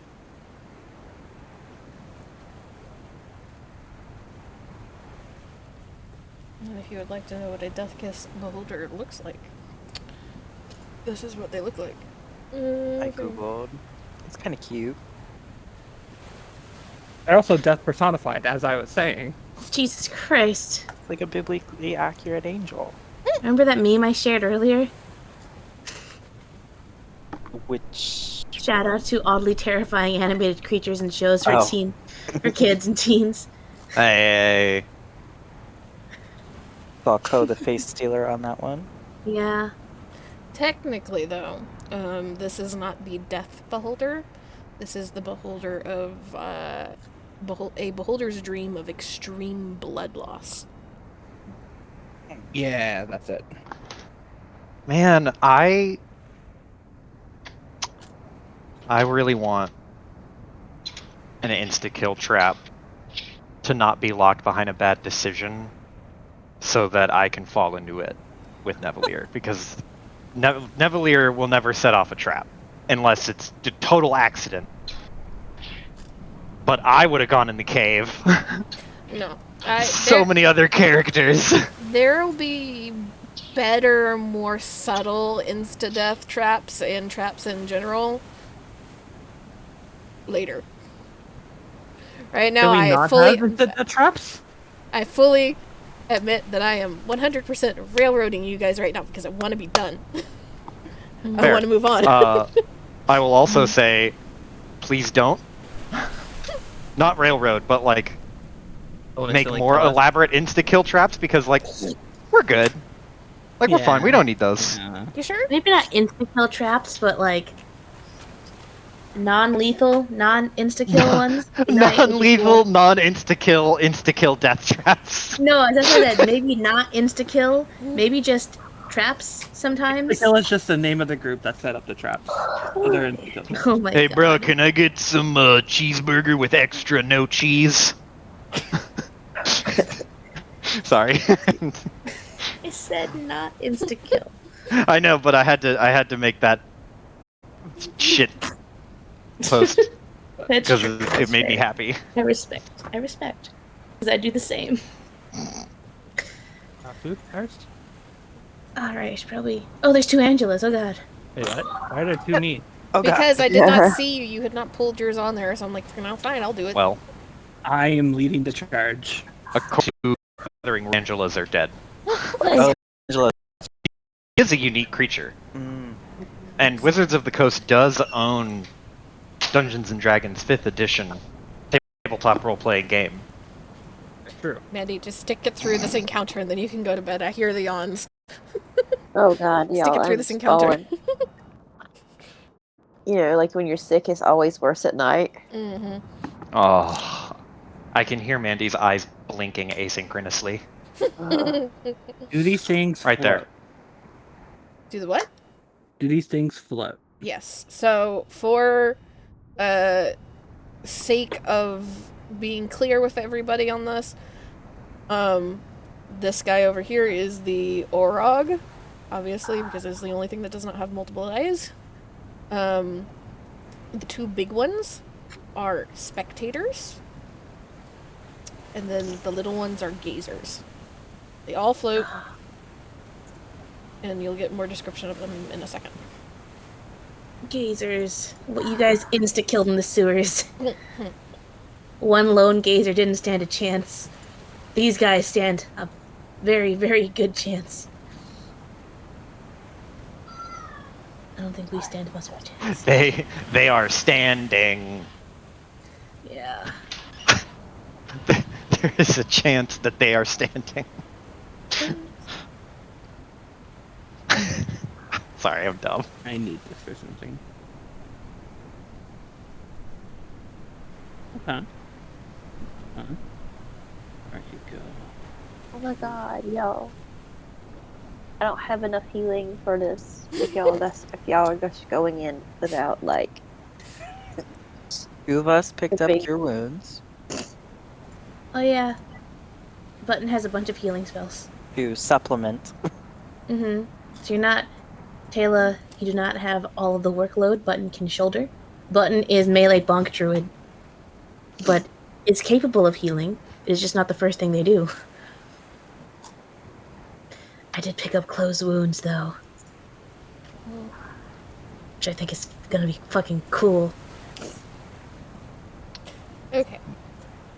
So, heard a Joe and a Cody and an Amy and a Mandy and a Piper. Piper's here. Yeah. Do we have an Iris? No. Okay. So, we'll go ahead and jump back in. So, as you all round the corner, you're able to see this cavern below. And I don't know whose thing this is, but I'm going to move it over here for now. Yeah, go ahead. I couldn't get rid of it.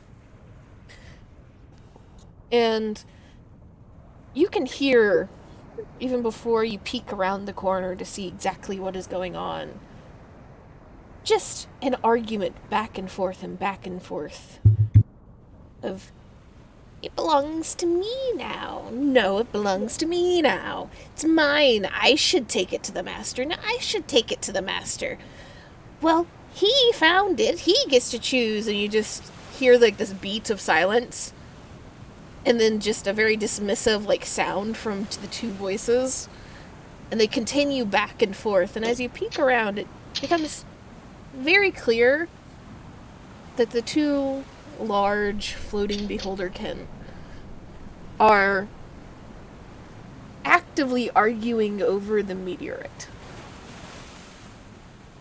The ogre, which you assume is the one that left the footprints along the beach from the ship to the cave, sitting in the far wall on what looks like a very purposely tilted over pile of rocks.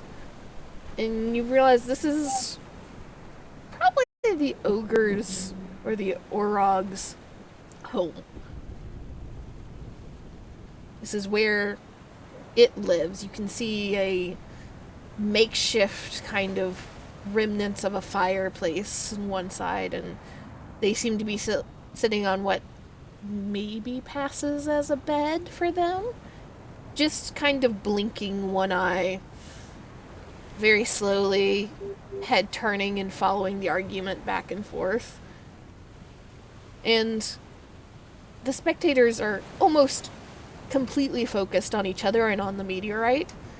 It's a group of gazers kind of circle around them, randomly parroting back bits and pieces of the argument in high-pitched little nasally voices and squeaks.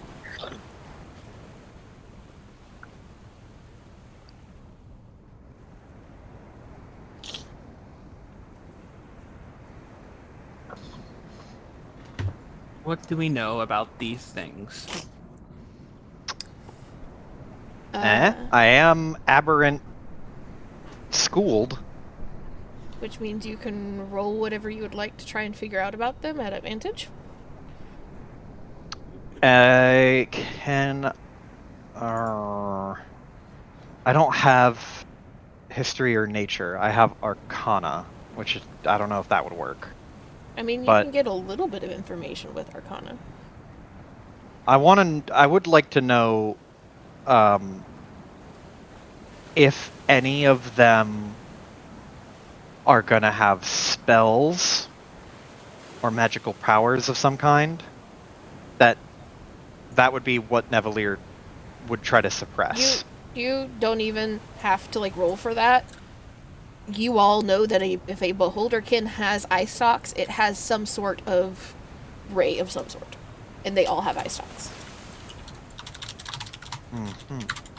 You could try to roll to see if you know more specifics about any of it, but all of you would have gotten at least the bare basics on Beholder of eye stalk equals bad.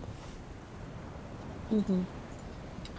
And the spectators have 4 eye stalks each, and as do the gazers actually. So they all of what you see have 4 eye stalks each. You want to know who's not getting into this fight? Any of us. Oh, I have a question, Z. What size is the meteorite?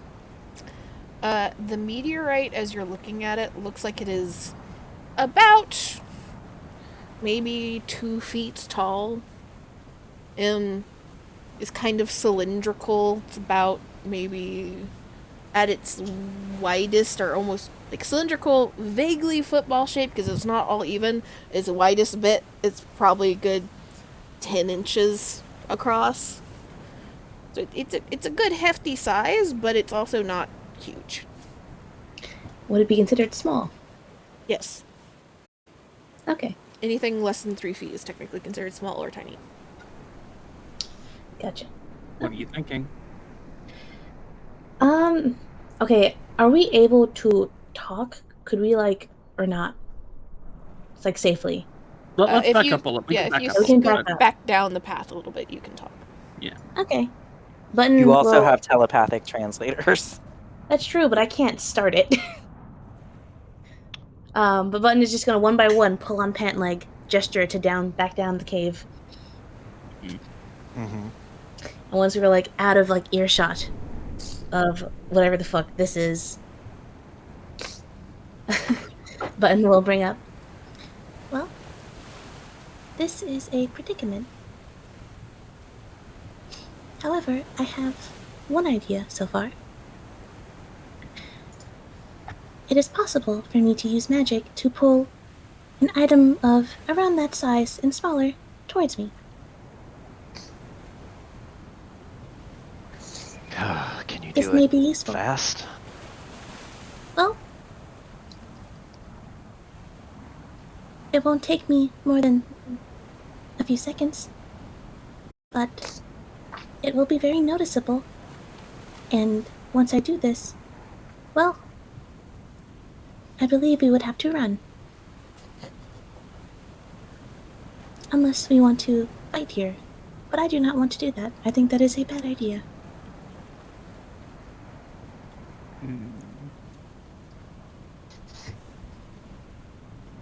So what exactly do you have, Amy? Push pull. You call or repel a medium or smaller creature or object within range that isn't being warned or carried. The target is pushed or pulled up to 30 feet in a straight line away from or towards you. Your choice. If you target a creature, strength save to avoid being affected. It's yoink. Or yeet. I'm looking at what I have for this. Z, I apologize if I'm breaking your encounter. What? Are you okay? I hear sniffling. Oh, I I'm hear just sick. Oh, hugs. That is Mandy struggling to stay alive right now. That's what that is. Yep. Hugs. Thank you. I can cause a distraction because I can make something loud for a short period of time. And I will also remind you all the distances on the map are accurate. Yeah. So I would have to get pretty close, like right where Trixie is. Not too far though. Yeah. Question: is this a ledge? You said. Yes, that is a ledge. So how high is it? Were we able to About figure that out? 4 feet up, it looks like. Okay, so it's not huge. No. And how high is the ceiling in here? The ceiling at the center of this cavern looks like it kind of cracks and goes up into the mountain almost. So it's not even a full complete ceiling. But at its highest point before you start having to squeeze between rock is about 30, 40 feet up. Okay. So pulling back, Angela pulls out her tinker's tools. So I can record a short message and I can throw it to the other side of the room. Because magic tinkering makes me make a small non-magic item that can record up to 6 seconds of a message. So I can sit in a booming voice, one of us can shout, what's the progress, or the master demands your attention, or something like that. And so all of them point their eyes in that direction. Button yeets it up. A third nasally voice of, "You're both wrong. It's mine." Yeah. So, question. If that is your ability, how do you plan on getting it to the other side of the room unnoticed? Okay. Or I can mage hand it over. Like up on the ceilings. Like have the mage hand follow along the ceiling to get to the other side of the room. Have it go Can mage up there. hand go along the ceiling? I thought it was stuck on the ground. No, mage hand can fly. Yeah. Mage hand can fly? Yeah. Yes. Yeah. It's not the hand from the Addams family. I've literally only ever seen Oh people my god. use mage hand with the mage hand actually within 5 feet of the ground. No, Much in the mage same hand- way that you would use a tensor's disc. Do you not remember during the obstacle course I had the mage hand hang in the air rope that I leaped off of? I mean, I figured that was close enough to the ground to be hand waved, but No, it was in a pit. Yeah. Mage hand, the issue is more distance rather than how high. Yeah. It can go 30 feet around, so 6 seconds. And I don't think there's a maximum distance you can travel. It can just go. It is actually. Vanishes Is is more there? than 30 feet away from you. Wait, what? Yes. Yeah. it's a It's less than cantrip. Yeah, it's not I all didn't think powerful. it had a fucking limit. Hold up. It does, man. Hold up. Hold up. I'm not saying I don't believe you all, but I'm gonna tell Yeah. We just rocked her On this- world. On this day, 2 minds were blown. ever more than 30. What? Oh, I never read that part. Yeah, that's Well, why if one you of us want to could do check it. more complex things, you have to start upgrading into Oh wait, no. Unseen Servant or things like that. I can have it be an arrow because it's just an object, so I can turn one of the archer's arrows into it. All right, Tekwe, you're a good shot, right? It doesn't. Tegler doesn't even have to shoot anything; he just has to hit the wall on the opposite side of. He has to not Again, hit the beholders. I would like to ask how you plan on making the arrow that is sailing across the room not noticed. Arrows are I pretty don't know fast. if you've I don't know if you've ever seen someone fire a bow and arrow, but you can see the arrow. And you can also It's hear not a the bullet. thwack of the both. You can hear the arrow hit, but you can also hear the sound of the string release. Well, if somebody has a better idea, feel free to speak up. It's a good idea, but how would you? I actually have an idea. Okay. This would be on Techway, though. Okay. Techway, The three crane have the chameleon carapace. True dat. No. Yeah. Hey, Hey. what does that do? Advantage on stealth checks made to hide because you can change the color of your carapace to match your surroundings.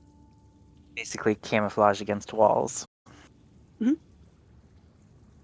Okay, so you could like, if you were holding the thing, you could curl up around it, face the wall, and then like shell up and look like part of the wall, like a rubble or some shit. I guess I don't know.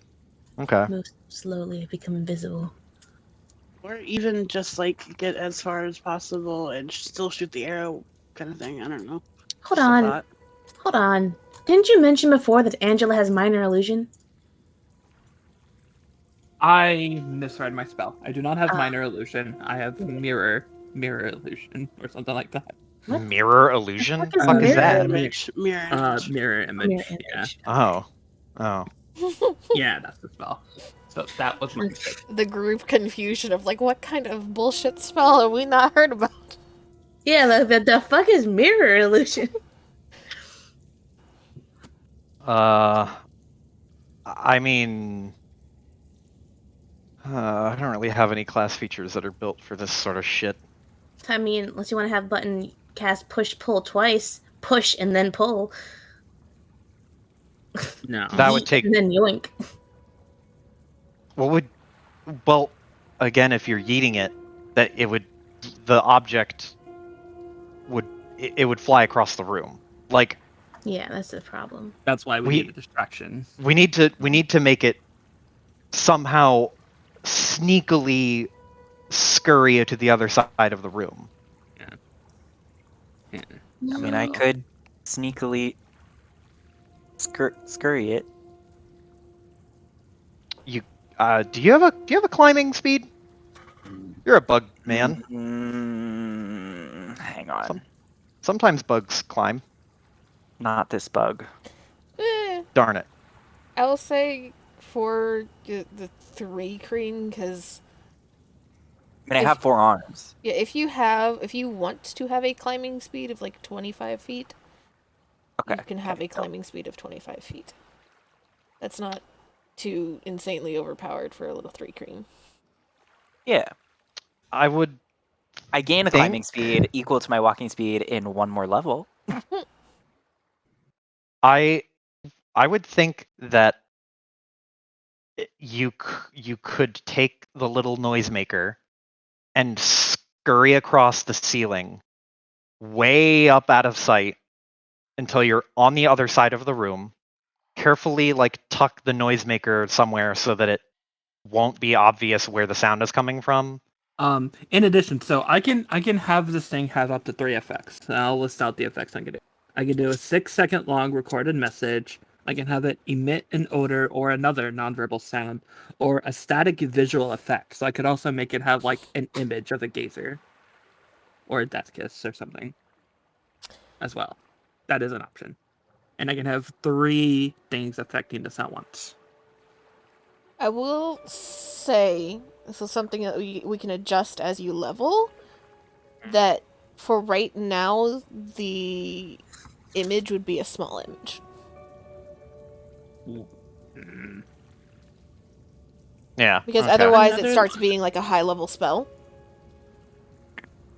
Yeah, considering like silent image is a 15-foot square or cube, and it's a first-level spell, and minor illusion is a 5-foot cube as a cantrip, this thing would have to be smaller than a cantrip, I think, if it can do all of this crazy shit. So you could But theoretically do like a gazer, one of the small ones, or maybe a semi-passable small spectator, but you wouldn't be able to make a full beholder. Yeah, that's fine. I was gonna make a beholder. Well, Death Another Kiss is a thing- beholder. That's why I Oh. started like, no. you know what you could do is make a projection of a shadow along a wall. A distorted shadow of a creature is not necessarily the same size of the creature, Okay. Okay. So all you'd have to do is make the noise come from around a corner, having a shadow show up against the wall. Okay. Okay. Yeah. So, I don't know this for absolute certainty here. This is just a guess. But something with a lot of eyes, I assume, has a good perception. So I am concerned. I am concerned about like illusions or something like that. Well, they're not gonna be. I'm just guessing here. I mean, we don't have to have the visual element. Just it is an option. How? Here's another option. This thing is small, right? Yeah. The Presumably. meteorite, yes. It's not the meteorite, the magical object. Oh. Yeah. So, depending on how small it is, maybe you could just like get it. Could you make it move on its own? Like have like little wheels or something? You're a tinker person. No? Rules is Okay. written, there's nothing that would let me do that. Gotcha. Is there another entrance to this area that we could maybe go around and come to? I think the better option for that would be to just send in the dark at that point. Yeah, I mean, you can see all the hallways that lead to it. Moths You mobilized. know is there. It's just you don't know where the other end of any of those are. Yeah. Yeah. This is a maze of an anthill of a giant ass mountain. Could Button figure it out with background? You'd have to explore and you'd have to take a lot of time. Okay. So I don't have to affect just one object. I can affect 3 objects at a time with this. That's I think the best option we have for that power is to make the shadow along the wall and make it make noise, like in the nasally voice. Yeah. I don't know if I'm trying to think of anything that would be a better, or not better, but anything that would be another workable solution beside have Techway take a little scuttle across the ceiling. I can't think of any other way to get it across without it having crossed in front of their line of sight.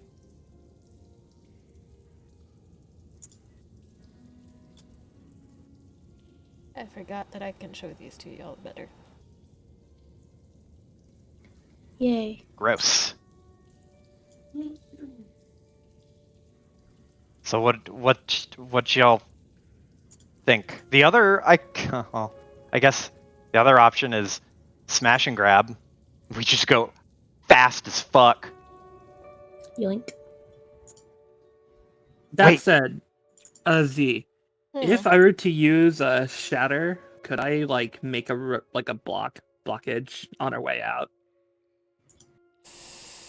Let me read that spell real fast, so that I can. I have another idea. Okay.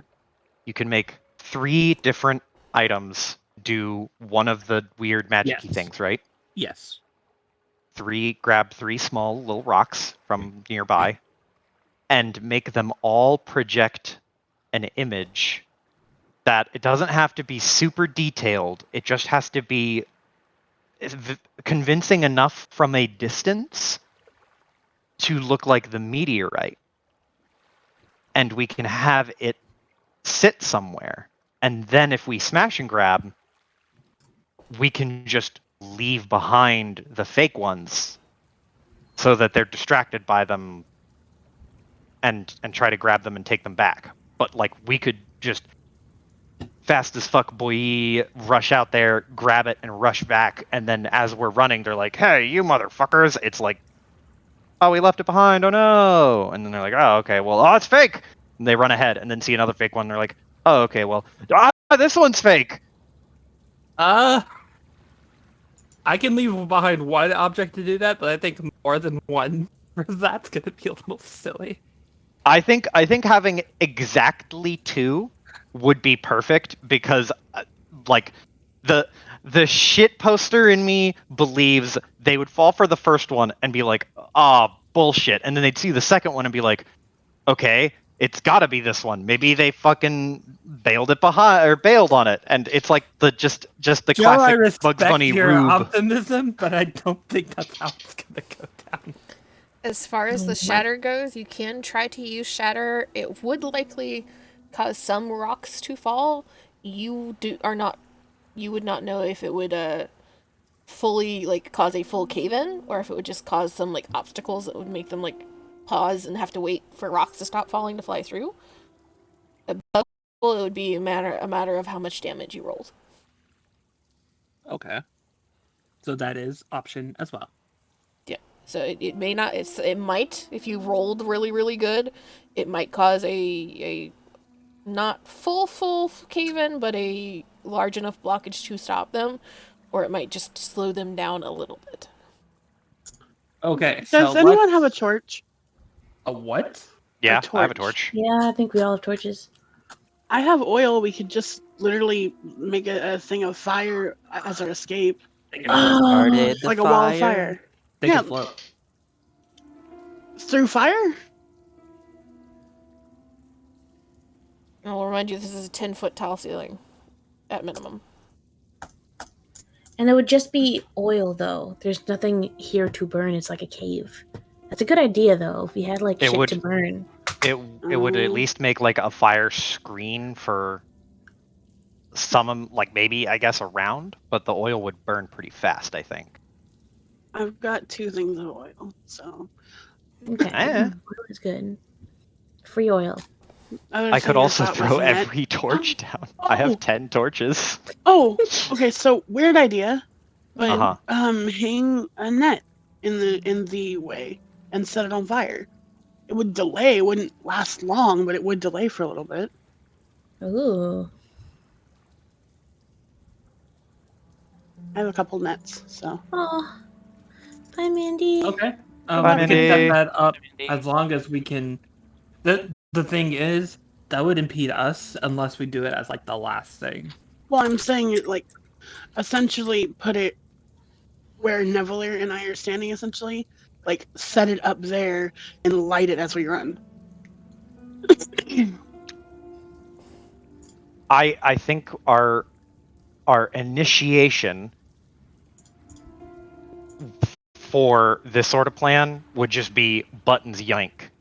Yeah. Just run up to the edge and yoink it as hard as you possibly can, and we just run. I think that's actually the best way to do this, because then it So no distraction. just rather than distract anybody or do anything, I think we come up with a good way to escape, Yeah. and we do that. That way we're not found out halfway through our setup, because we have a good way of getting it and we have a good way of escaping, because I think between like oil casks, fire, and shatter, we can make it a hell of a problem for them to follow us. Or not And- necessarily like a dangerous one, but it would be a fucking pain for them to deal with. Or And get on around. top of that, too, we could do the idea that Joe thought of, like having a couple like Fakes. fakes. Yeah. That's free I can real do that. estate. Yeah. Mm-hmm. Oh my! Sorry, I just got a flashback to when Sailor grabs something he's not supposed to and runs, and as soon as we give chase, he drops it. And What's in your mouth? What's in your mouth? he abandons it halfway through the chase. And I'm just like, Uh, we dropped the thing that projects the image of the meteorite, but it's they're like, oh, they gave up. Okay. Wait, they So didn't. Let's go over our plan one last time to talk to Mhm. so Z knows what we're doing. We're gonna create 3 little rocks, make them look like meteorites as per my artificer speciality. Button is going to cast push pull to eat their way. On our way out, I guess the moths are burning nets, and I will cast shatter to fuck them up. Okay. Yeah, I think that works. On the way up. Just imagine just Also, like, question really quick. Button, your push pull, it pulls it to you, right? yes. Okay. The So- target is pushed or pulled up to 30 feet in a straight line away from or towards you. Your choice. If it's pulled 30 feet towards you, I assume you can catch it. I assume so. Is that a thing, DM? Yeah. Okay. Because if there's any potential for holding on to it and we need to run or play keep away or whatever, Nevalier is really fast. Like flying, he's got a 50-foot fly speed, and I think he's fastest in the group. So there's that, but if he's carrying Button, it would probably be a lot slower. Or I thought about maybe carrying Button so that you yank it and then he just carries you out. I mean, we do have bag of holding we were given to store it. Yes. Oh shit, you're right. I forgot. Yeah. Never mind. There's a slightly oversized bag of holding that's opening would be just big enough to work around the meteorite. Nice. Okay. So can Button can Button yoink have into the opening of the bag of holding? I will say no to that because Okay. it is Like barely shot big put. enough to get around this because it's already an oversized bag of holding. So it will take maneuvering to get it fully into the bag. All right, teamwork. Who's helping Button put it in the bag? I mean, it would be an object interaction, right? Nevalier could do Yes. it because that just so everyone else is free, just in case they need to do anything extra with their part of the getaway. Nevalier's not doing anything at this point. Nevalier just fucking pop the bag over the top of it. Yeah, he's holding the bag, and as soon as it lands in Button's hands, he's going to do that weird 2-finger make a square with the opening and Got this in the bag. All right. Time to execute plan. Die. Plan smash and grab. Plan die. I don't think they expect this. But I spelled EYE. Yeah. Actually. Nice. I caught that. Okay. So I'm gonna put up some nets on the walls. Oily nuts. Yep, oily nets. Oily nets. I imagine just one moth is holding a rope to pull it into place, and the other moth is holding a torch. Wait.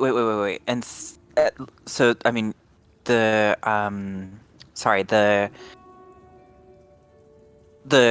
nets you're using, hang on, let me look really fast. What if instead of your non-reusable nets, I just cast web? And web is Hey! removable? Okay. Hey! Yeah. Way better. Because you Let's can do web from go. wall to wall. Yeah. Yeah, And no yeah. fire needed. Yeah. Yeah, Hey. Okay. Let's fucking Yep. go. Okay. I just Oh, realized. It's an even better idea. Thanks, Cody. Moth buddies, high five. Okay. Oh, So, Yeah. what's the next? I mean, and even then, isn't web flammable? It is flammable, so we It is- could it would also get rid of catch it, it on though. fire. Yeah, it would get rid of it though. So let's It would get not do rid of that. Okay. I mean, it takes one round, so That's We'll not. do We'll that, not yeah. burn it because we're trying to get away, not kill. Yeah. true. All right. Give me a second to read the spell so I know what I'm about to deal with. You know what web See- does. Reflection used. See, what we can do is set fire behind the web. Just a light boil. Let's not be overly complicated. You never know. You never know. What? Dex This is one of those save. moments where Nevalier pats on Trixie's shoulder and he's like, "I like the enthusiasm." No. Why the fuck did you just say death save? Well, that's No, what because web is. of web. What? Dex save. I didn't say death save. Dex. Okay. I was making sure I knew what these creatures are going to have to roll should they give chase. Ooh, I Because thought you said death. web is not guaranteed. No. Restrained, but it is still. Oh, I'm still casting shatter. So the crumple. And Yeah, it's- that's the big one. It's still difficult Shatter and then terrain web. to get through. Okay. Well, button. Actions make strength check against it. Well, it gives you some time. Mhm. And what is your spell DC, Cody? Not high. Let me. Where on this character sheet is that? Right there. Of course, There you go. that's. No, it would be under It's class. 8 plus your proficiency plus your modifier. Right there. As I think we're all aware, math is not my strong suit. What's your wisdom? 3 Okay, so 8 plus 3 is 14. 11. plus 14. 3, 14. Okay, which is not bad. Yeah, it's not bad at Especially for all. a ranger. Yeah, That's that's pretty If good you for a go ranger. to if you go to Spellbook, by the way, it will show all the save DCs for if you were a certain class. Oh, you're right.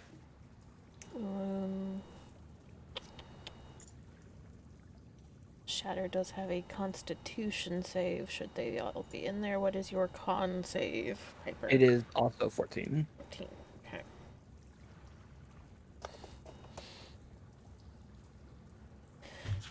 All right. So you all, the entire time that you all are whispering back and forth, trying to figure out how to plan, you can just hear this argument continuing, and seeming to ramp up in annoyance, but there is no fight or anything breaking out. They're just getting more high and higher pitched of just like, it's mine, no, it's mine, and back and forth and back and forth. And the longer they go, the more incessantly all of the gazers parrot back their words over and over and over again until the gazers are constantly chattering this argument in the background, almost echoing it. And I will let you all start off. I believe Button comes around the corner for a yoink at first. Making sure Nevalier is next to them. Mm-hmm. To grab. It's Bag gonna be open. relay. Bag open. Button just looks, nod. Mm-hmm. Button puts 2 hands on rim of hat, and then shoots hands forward. Cast, push, pull. Emphasis on the pull.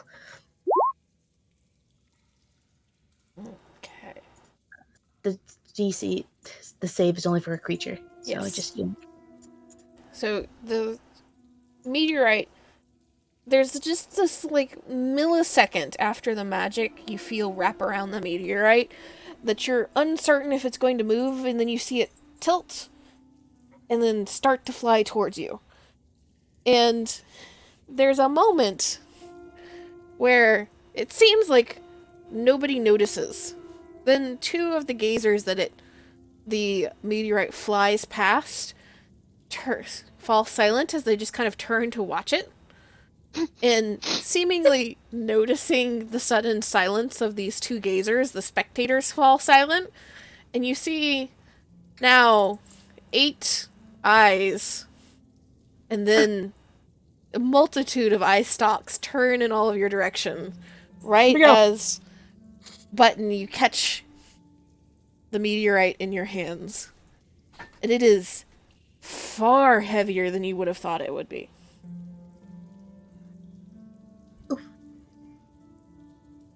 And Nevalier, you immediately step forward, throw the bag over the meteorite, and it just disappears within. I throw up a middle finger towards every last fucking eye stalk and eyeball in that direction, and I'm gonna grab Button and use all of my strength of 12 to fly us past the moths, if I can possibly do that. All we have to do is get on the other side of the moths. Yeah, I will say that you don't have too many issues.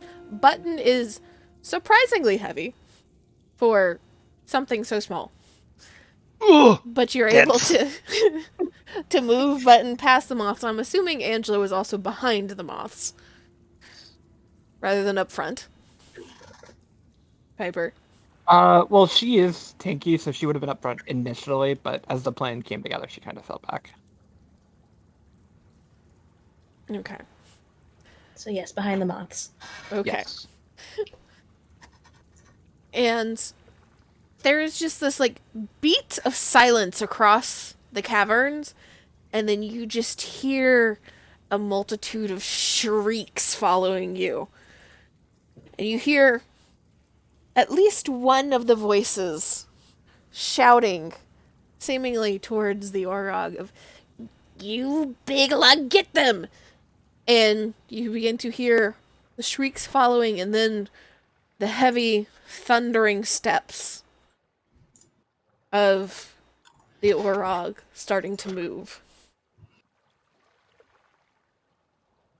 And 20 tiny silk moths fly out of Tekway's chest fur and immediately start webbing the tunnel. Not like spider webs. It's like silk, like that a It's silkworm much would nicer make. and fancier. Yeah, exactly. They're shiny. Finery. Feels great on your skin. Very soft. Alright. So you immediately throw up the web. There's nothing that you need to roll for a web. It just happens. Congratulations, there's a web barrier. 20-foot cube. And I of believe the web. rest of us are dashing away. Yeah, we're getting the fuck out of here. Get the fuck out of Dodge. And I believe this is your last chance before I start rolling things. You wanted a shatter spell. I do want to shatter. Hazel, what Please are you tell doing? me it is not touch. I'm obviously not gonna do it right on the fucking web. Oh, I'm gonna Shatter's do not it. touched, don't worry. Oh no. Oh, okay, I thought you meant it was gonna touch the web. I'm like, I'm not that stupid. Okay. So Yeah, that so once would we be get a like- little ways away, I'm going to cast Shatter, which is how much? 3d8, I believe, at 3d8. level. Yes, 3d8.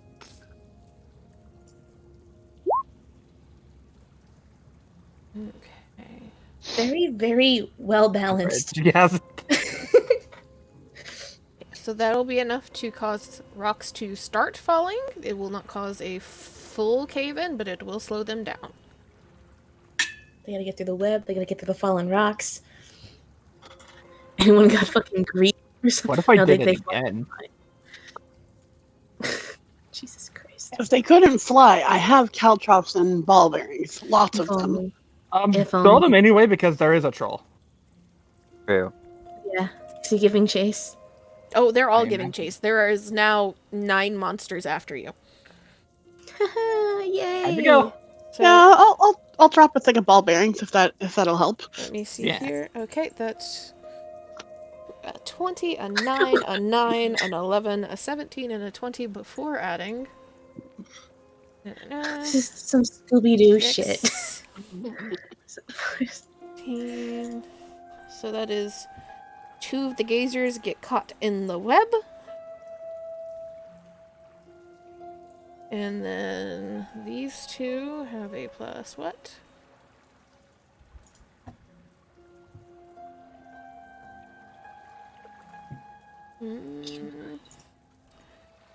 One of the spectators gets caught in the web, the other one does not.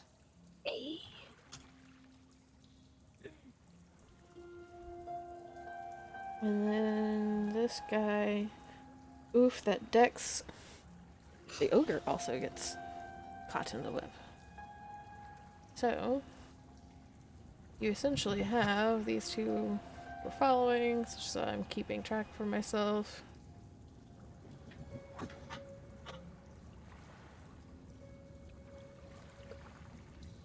Looks like a smiley face. This one is... I'm just gonna put X's on them because they're cut. So they're not gonna be able to catch up to you, really. X. X. And... X. Now... They also have to deal with a difficult territory. I see what happens here. Ooh, that's a nat 1.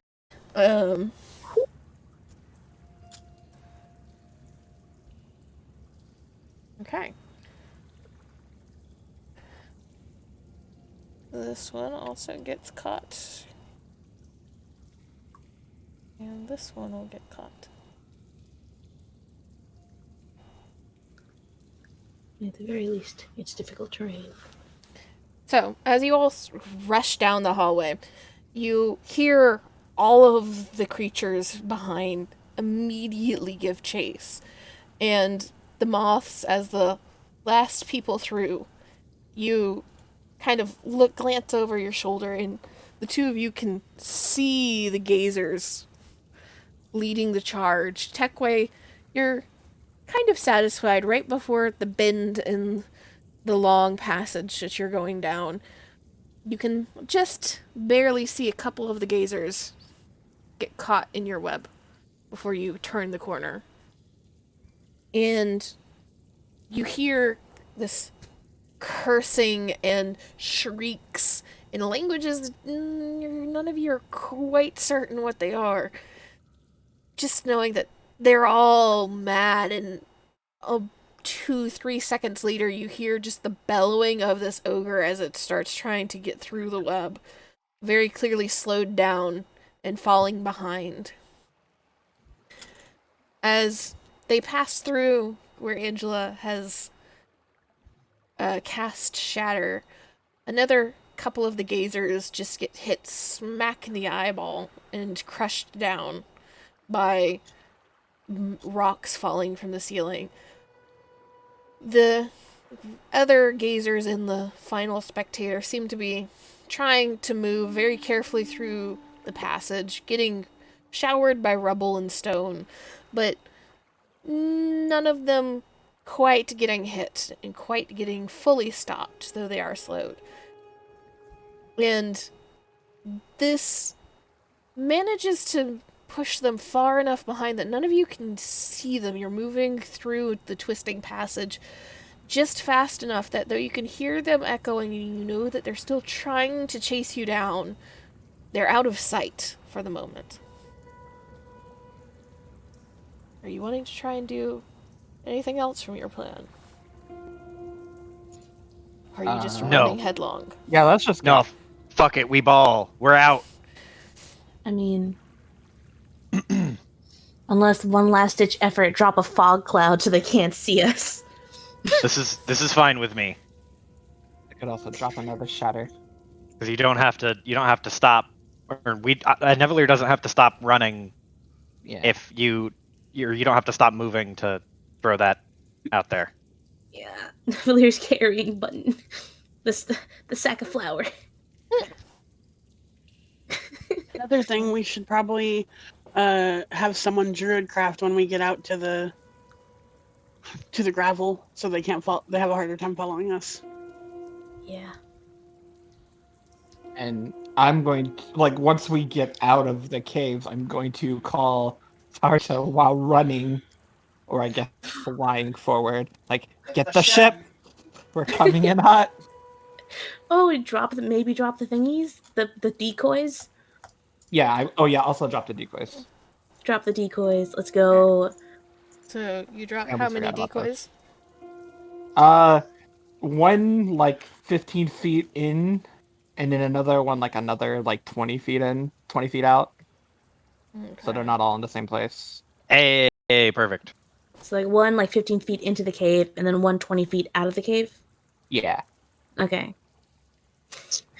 Who knows? Maybe they are that stupid. Yeah. It's free real estate. Yeah, free real estate. Button drops a fog cloud to try and cover our tracks until they can't fire at us. So as you all make it through the hall and out onto the shoreline beyond, you're dropping a... Yeah, sure I'm understanding one inside the cavern before you reach the opening and one outside the cavern. Pause real quick. Who of us has the best deception? Not me. I mean, we could have somebody say, "You dropped it, you stupid idiot," and then have one of us go, "Keep running, keep running." I haven't. I say just go. Okay. Just go. You can shout while running. I'm just saying. It's fair. That's true. How charismatic is Trixie? +1. Okay, if all of us are, maybe I not. feel like the only high charisma person is Taylor. Yes. That is true. Okay, so never mind on that point then. Okay. So, but I will drop them. You hear the shrieking stop at the first one for a moment, pausing, and you realize that they more than likely stopped to examine what was left behind. And you all have made it all the way back to the ship. where the ship, the Astral Moth, had crashed. And you hear Tarto over the sending stone, as soon as you say that you're coming in hot, start shouting towards Cirtha. And it doesn't take long to see the tyrant ship heading in your direction, though there's only so fast that it can go well within the atmosphere. And you continue along the beach, trying to put more and more distance between yourself and the cavern. And you realize that while you still hear the shrieking behind you of the following spectator, you're beginning to hear other voices and sounds from other places on the mountain. Uh-oh. Keep running! I want all of you to make me one dex save. Oh, Oh no. I'm okay with I'm this. glad I have Except for Button, technically, because Button is not running. I'm- Okay. So do I've got a flying +7. No, you're Yeah, still I'm moving. Button is not moving of Button's own volition. count? Okay. That's true. Button is being Trixie, no! Trixie! No! Fucking Do you have your inspiration? And I Remember, sacrifice my Yeah, +8 yeah, you can to help freely her. give inspiration to people. Iris, we can't hear you.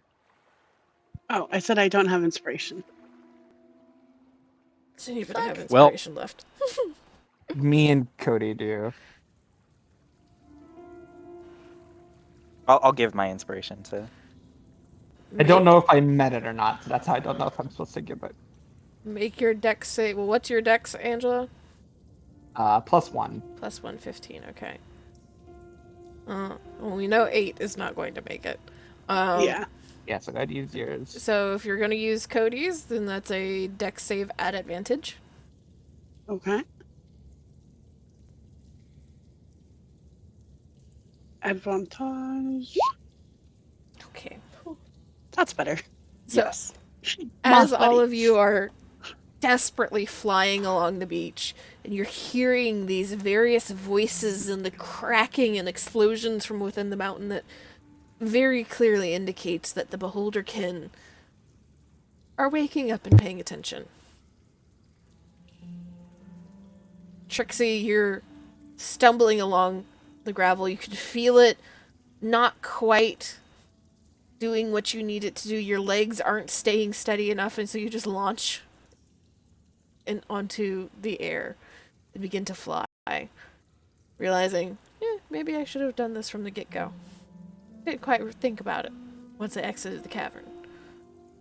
And all of you managed to get far enough along the beach and stay ahead of the spectator just long enough that the